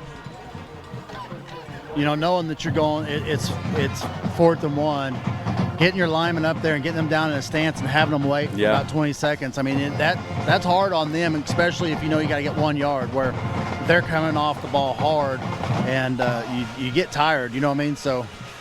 Yeah, great kudos up there for Jaden right there. That time he kicked it to the outside, like when he saw that hole that time. Tugger and Acosta did a great job there. 1st and 10 Elks, handoff to Wynn. He stutter steps and thrown down in the backfield for a loss of a yard. Yeah, McQuistion, Jackson up there. Kaysen Cobb. Adrian Acosta. Who's the other? Is it Fabian maybe? Couldn't see. I see Muse and I see. Yeah, Muse, obviously. Yeah, Muse at right tackle. Riley Smith into the game for the first time Deshaun as the running back. We haven't seen this yet, the freshman number 28. He'll dot the I on 2nd down and 11, actually 2nd down and 12, back to the Big Oak 45. Back to pass. Webb whips it to the outside. It's going to be intercepted by Bryce Martin, and that's going to be a pick 6 of 50 yards for the Elgin Owls. Tried to hit Slade Josie, didn't have enough arm to get it over there, and Martin has the interception. Tried to throw it from the near hash to the far sideline almost. That's a long throw. Martin read it, and Elgin does get a pick 6, this time by the other corner, Bryce Martin. It's 48-6 with 4:23 to play here in the Four Seasons Heat and Air fourth quarter. Yeah, again, we said this earlier, but about Lauren, that's a tough throw to make. A long throw that gives that secondary time to react. Yeah, it depends on arm speed right there. Yeah. If you got arm speed to get it out there, that you can't have that receiver sitting, because once you stick that toe on the ground, the ball's got to be almost there when he turns. So if he's sitting, then that defensive back is screaming downhill. Extra point is up and good, and it's 49-6 Elgin with 4:23 to play here in the Four Seasons Heat and Air fourth quarter. Let's see if we finally see some backups in the game for the Owls. Did you happen to watch Riley? No. I'm sure he was as scared as possible. He got out there and he put his hand down in a three-point stance and picked it up, and I was like, It should have been a false start then, right?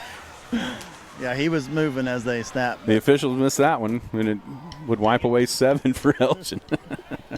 Yeah, we should have called that one, guys. From the text line, the Bowies watching from south of Leedy. William.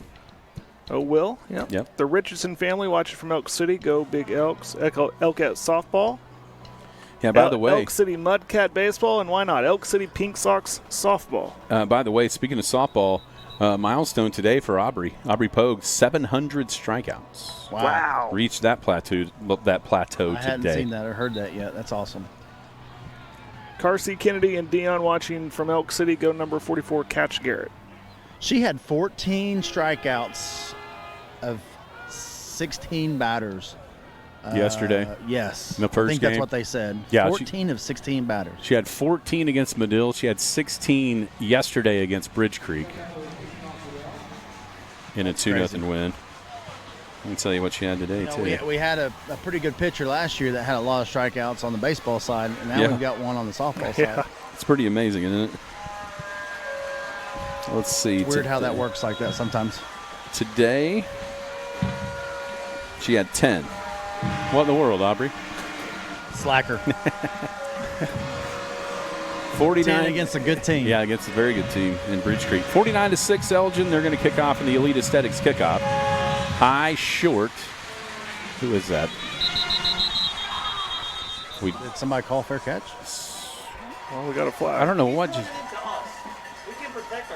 24 is running down the field. Conley Poole did not make the catch. The ball was dropped. Then they blew the whistle. Did he make a fair catch? I don't know if he ever even tried to make the fair catch. And then we get a personal foul because 24 runs into us and we get him off of us. I did not see a call for a fair catch. I didn't either.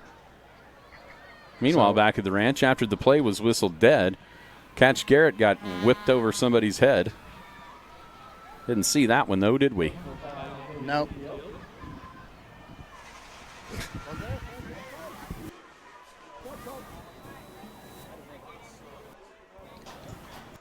is it blown dead?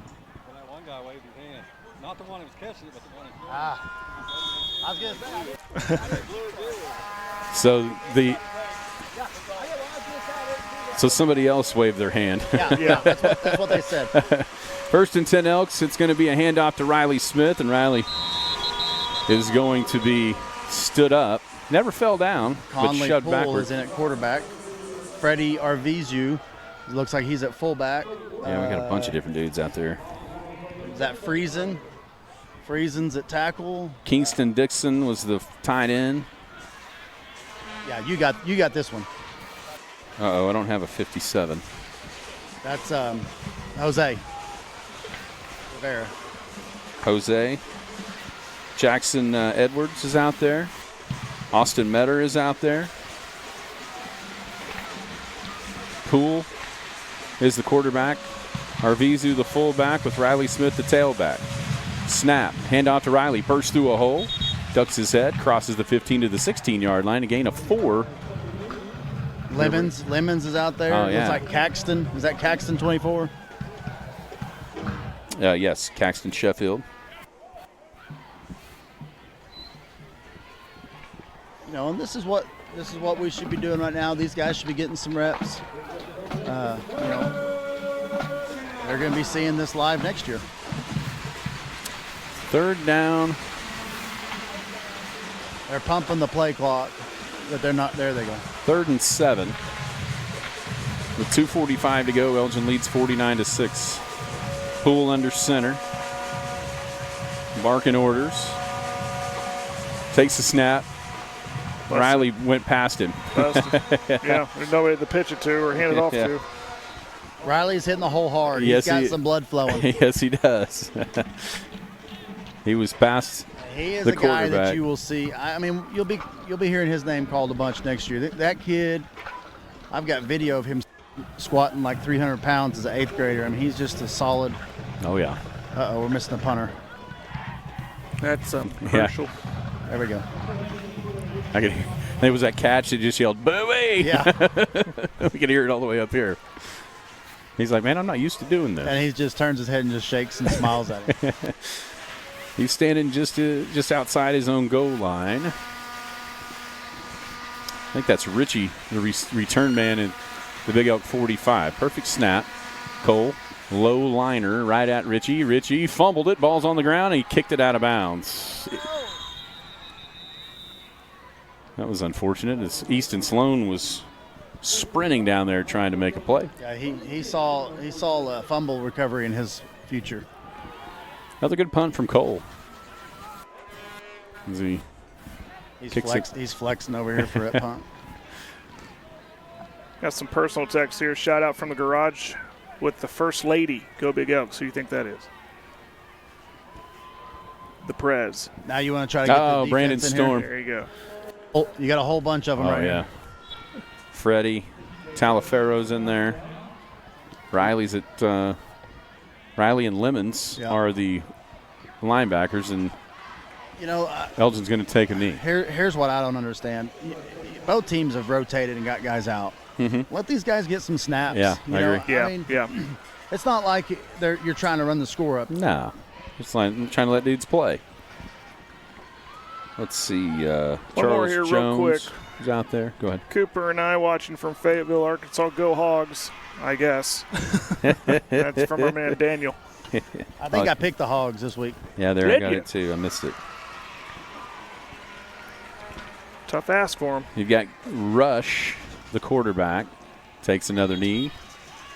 Have to do it one more time, and then that will be the end of this. And Elgin will move to 5-0 overall, 2-0 in the district with the 49-6 win over the Elk City Elks. The Elks will fall to 2-3 and even 1-1 in the district with a huge game coming up next Thursday night. Clinton Red Tornadoes coming to town. And I don't know. I mean, this doesn't make sense to me. You've put a new offense in. You have them going out and taking snaps and taking a knee. Yeah. Why not keep your ones in and just take a snap and take it, because you had them in up to that point. Yeah. So you expect these guys to get a snap and take a knee. I don't know. It honestly kind of make it hard to practice, right? Like this is what we get to do. Yeah. hey, it's their program. That's right, and it's a good one right now. The future of their program, yeah. So there's no doubt about it. The Elgin Owls, as advertised tonight, as they defeat the Elk City Elks 49-6. Take a timeout, come back with the Gas post-game show, Gas stats, and the players of the game and more. It's Bank of Western Oklahoma's presentation of Big Elk football. A United States financial management consulting group has just named the Bank of Western Oklahoma as one of its top 10 banking institutions in Oklahoma. This designation was awarded because of their superior customer service, organizational skills, and their compliance with state and federal banking regulations. Just another reason you should trust and do business with the Bank of Western Oklahoma, with locations in Woodward, Visay, Gary, Cordell, Weatherford, and Elk City. The Bank of Western Oklahoma, where people really do come first. Member FDIC. Great people give customers a great experience. Our master technicians have the best training there is in auto repair. We have more master techs than any dealership in the area. The transport team is happy to come get your vehicle, have it serviced, and bring it back to you for a no-hassle oil change. The finance department and sales team make it easy for you to buy the vehicle you want, and the office staff does the admin work necessary to take care of our customers. These great people are the Barbara Dyson difference. At Culver Electric, we provide top-tier electrical services, ensuring your home and business are powered with excellence. From routine maintenance to full-service installations, our expert team ensures your electrical systems operate seamlessly. We are your trusted Generac and Kohler dealer, offering installations that guarantee reliability when you need it most. Contact us today to experience the Culver Electric difference. You love McDonald's world-famous fries, and now every fry you buy sends love to families in our community with ill or injured children. Penny for a Pound means your local McDonald's is donating 1 penny for every pound of fries sold, all to benefit local RMHC chapters.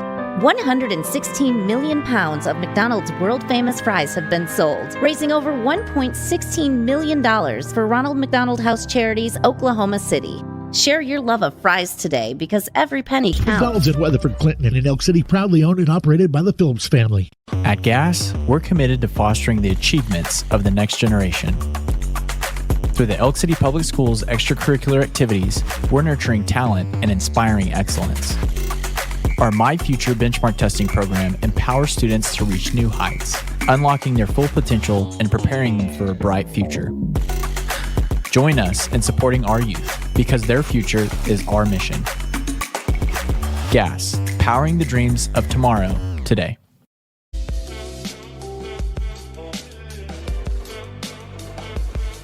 Welcome back here to Elgin, Oklahoma. The Elk City Elks fall to the Elgin Owls by a score of 49-6. Looks like Denny's getting in position to get Coach Maynard here in just a second. All right, go ahead, Denny. I'm down there on the chiropractic coach sideline. Okay, you ready? I got Coach Maynard right here. Coach Maynard, basically a tale of two sides. The first half kind of got snowballed from some bad luck early, but the second half it's basically 7-6 offense versus offense. You know, we had a pick six there late, but trying to make a play. You know, that's something we talked about 2 weeks ago at Joshua. You know, this is a completely different team than it was then. So what do you have to say about your boys? Yeah, it showed a lot of resolve in the second half. I mean, if you watch, Elgin wasn't going to pull off. Left their ones in until literally the our last offensive series in there. We basically talked about that. And which is fine. You know, to each their own. They can do what they want to. I have no problem with that. I think we showed a lot of resolve, and you know, we're trying to find a groove, and we're trying to find the things that work, and it's hard whenever you don't really have the same kids each week in, week out, and not trying to make excuses. It's tough to really settle in on an offense and really even settle in on a defense at this point. But I do know this about myself. I know this about our coaches, and I know this about our football team. We're going to find a way. Well, you look at it in the two juggernauts that we had to play early on. That we're past them now, and we're looking forward to getting some kids healthy, for the next few games. But not saying we have an easy task coming up, but this is you set the preseason up to prepare us for a tough district, and that's kind of where we're at right now. Coach, I appreciate you. Good luck next week against Clinton, and pray for some kids to get healthy. Head coach Zach Maynard there with Denny Gino on the Chiropractic Co. sidelines. We're in the Gas post-game show. Thank you to Gas, the Williamson family at Gas. At Gas, it's all gas and no breaks. You got the Gas post-game stats ready to roll there, Jared? Yes. Thank you to Gas, the Williamson family. Again, all gas, no breaks. We'll start with Elk City. First downs 10, and this considerably picked up in the second half, which is what I think kind of fit into what we wanted to see in the second half, that keep fighting, don't quit. And and like Coach said, it went up against most of their ones through the most part of that second half. Rushed it 27 times, just 24 yards, but threw it pretty well. 8 of 15, 114 yards and a touchdown, 138 total yards, but did turn it over 4 times. For Elgin, they recorded 21 first downs, rushed it 30 times for 188 yards, 12 for 22 through the air for 204, total offense at 392. They did not turn the ball over. Individually for Elk City, Jaden Wynn rushed it 12 times for 15 yards, his leading Big Elk rusher tonight. Tucker Garza, 3 carries for 11 yards, 2 carries for Smith. Is that right? Yeah. Right. Riley Okay. Smith. Riley Smith. There's going to be some names that I'm just we haven't heard a lot of this year, and it was out of necessity, but he rushed it 2 times for 4 yards. Harrell, 5 carries for just 2 yards, and Logan Webb was sacked a couple times there for -8 yards. He did throw it, like I said, 8 of 15. I thought he was good when he settled down there in the early parts of the second half. 8 of 15, 114 yards and a touchdown, but he did have 2 turnovers in the air. One of them went for a pick 6. And receiving, Cole Bowie, good night for him. 6 catches, 105 yards and a touch. Ethan Sloan, 1 catch for 10 yards, and Wynn had a catch for -1. Again, Elgin wins it 49-6. Elk City will now be 2-3 on the year and 1-1 in the early part of the district. Again, they get bigger every week in the district, especially 4A1, and none bigger than when Clinton comes to town. So time to hit the reset button, get ready for the Red Tornadoes. We'll take a break, come back with the players of the game, and wrap it up here from Elgin. It's the Bank of Western Oklahoma's presentation of Big Elk football. Our Western roots run deep at the Bank of Western Oklahoma. We believe a handshake truly is a binding contract, and that by working together, we can all prosper. We are proud to have 3 generations working with you at the Bank of Western Oklahoma, because here, people come first. Learn more about the benefits of banking locally at bankofwesternoklahoma.com. Member FDIC, an equal housing lender. Robin and the Nicholson family at Nicholson Monument continue to serve Western Oklahoma families with compassionate expertise and creativity. Let them design your loved one's lasting memorial at Nicholson Family Monument in Clinton. Contact Nicholson Family Monument today, a name you've trusted for years. From dozer work to hauling dirt and gravel, Anadarko Dozer and Trucking gets the job done. We don't take shortcuts, and we don't back down from a challenge. With a team that digs in deep and delivers results, we handle the toughest projects with grit and determination. When you need it done right, call Anadarko Dozer and Trucking. We move mountains to make it happen. Big Elk Auto Mall has you covered with many professional automotive services like gas and diesel mechanics. Also expert exhaust installation. But one of their premier services is F&S Collision Repair. Just look at what Freddie did with this Lamborghini. From fender benders to major collision repair, they have the certified auto body technicians to do the job right.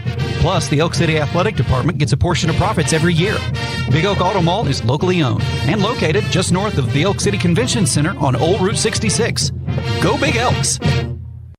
Nicholson Monument invites you to visit their website, nicholsonmonument.com. Come by their office weekdays from 8:30 till 5 or schedule a Saturday appointment with Robin or one of her associates. Nicholson Monument Company, their family serving yours since 1956. Welcome back here to Elgin. One final time, the Elks fall to the Owls 49-6. Elgin improves to 5-0, 2-0 in district play. The Elks fall to 2-3 overall, 1-1 in the district. It's time for the players of the game. We'll start with the Barber Dyson Ford tough hit of the night, and it comes courtesy of Tugger McQuestion. defensive end for the Elks in the third quarter there, as he was able to break through and just one of the only guys that was able to stand up Ritzenmeyer and put him on the ground by himself. You know what I mean? It was just a really good tackle made there by McQuiston on a 3rd and 2, and I think it ended up being 4th down, and then Elgin was able to keep the drive alive on the next play. But Tugger McQuiston makes our Barbara Dyson Ford tough hit of the game. The Culver electrifying play, scoring a touchdown normally is it, but what a play from Logan Webb to Cole Bowie as Webb threw a touchdown pass from 20 yards out. Cole went up over the top of the. Well, it happened. Okay. Well, he went up over the top. Great catch. Bryce Martin in the end zone to make the catch. The only score that the Elks were able to amass throughout the evening. So a great play by Webb to put it out there to let his guy go make a play, and Cole did exactly that. You got it? Maybe. Let's find it. Find out. Here we go. Cole continues to do that week in, week out. Well, thought I had it. Listen, this replay system's fun, but it can be. Anyway, yeah, Cole with it was a great catch. 6 for 105 and a touchdown, and that's why he is also the McDonald's player of the game tonight. As he was kind of the offense, right? He was the guy that was able to make some plays, get the offense rolling in the third quarter, scored the touchdown, helped keep some drives alive with catches and runs. So Cole Bowie is our McDonald's player of the game. Your final thoughts, Denny, down there on the Chiropractic Coast sideline? You look at the scoreboard and you think 42-6, and you're probably sitting there thinking there's a whole bunch of negatives that come out of it. But really, in all honesty, that was a tough task coming into this game, and knowing that there was some snowball effect in that first quarter where we defense was out there and out there and out there and out there. Just we didn't help ourselves out. But knowing that the second half comes out, we march down, we go score, we stop them, and it was basically 7-6 until we throw the pick six in the second half. A lot of bright spots, because that's a really good team. And if you say if you come out and play the same way both halves, you're talking about 14-12. They get a turnover, turnover 2 here or there, and that's what you'd kind of expect. But good teams, they play all 4 quarters, and that's what we have to do. We have to play all 4 quarters. Jared, to Denny's point, I think you walk out of here a similar result as what we saw 2 weeks ago at Burke Burnett against Joshua, but I think there's a lot different feeling around the Big Elks performance tonight than there was that night. Oh yeah, we played the hand that was dealt to us, basically. But yeah, I totally agree with that. They came out with a little bit more juice in that second half when they didn't have to. Really, they could have just said, the score is what it is. But there was still some fight there. I really liked that. Tell you what, I'm sick of playing Owls. I can tell you that. I want to play more Bulldogs. Well, next week will be the Red Tornadoes as the Big Elks host Clinton on a Thursday night at Big Elk Stadium. Pivotal district game to try to see who can inch up, behind Weatherford, behind Elgin. And then, of course, the Elks have Weatherford coming down the pike as well.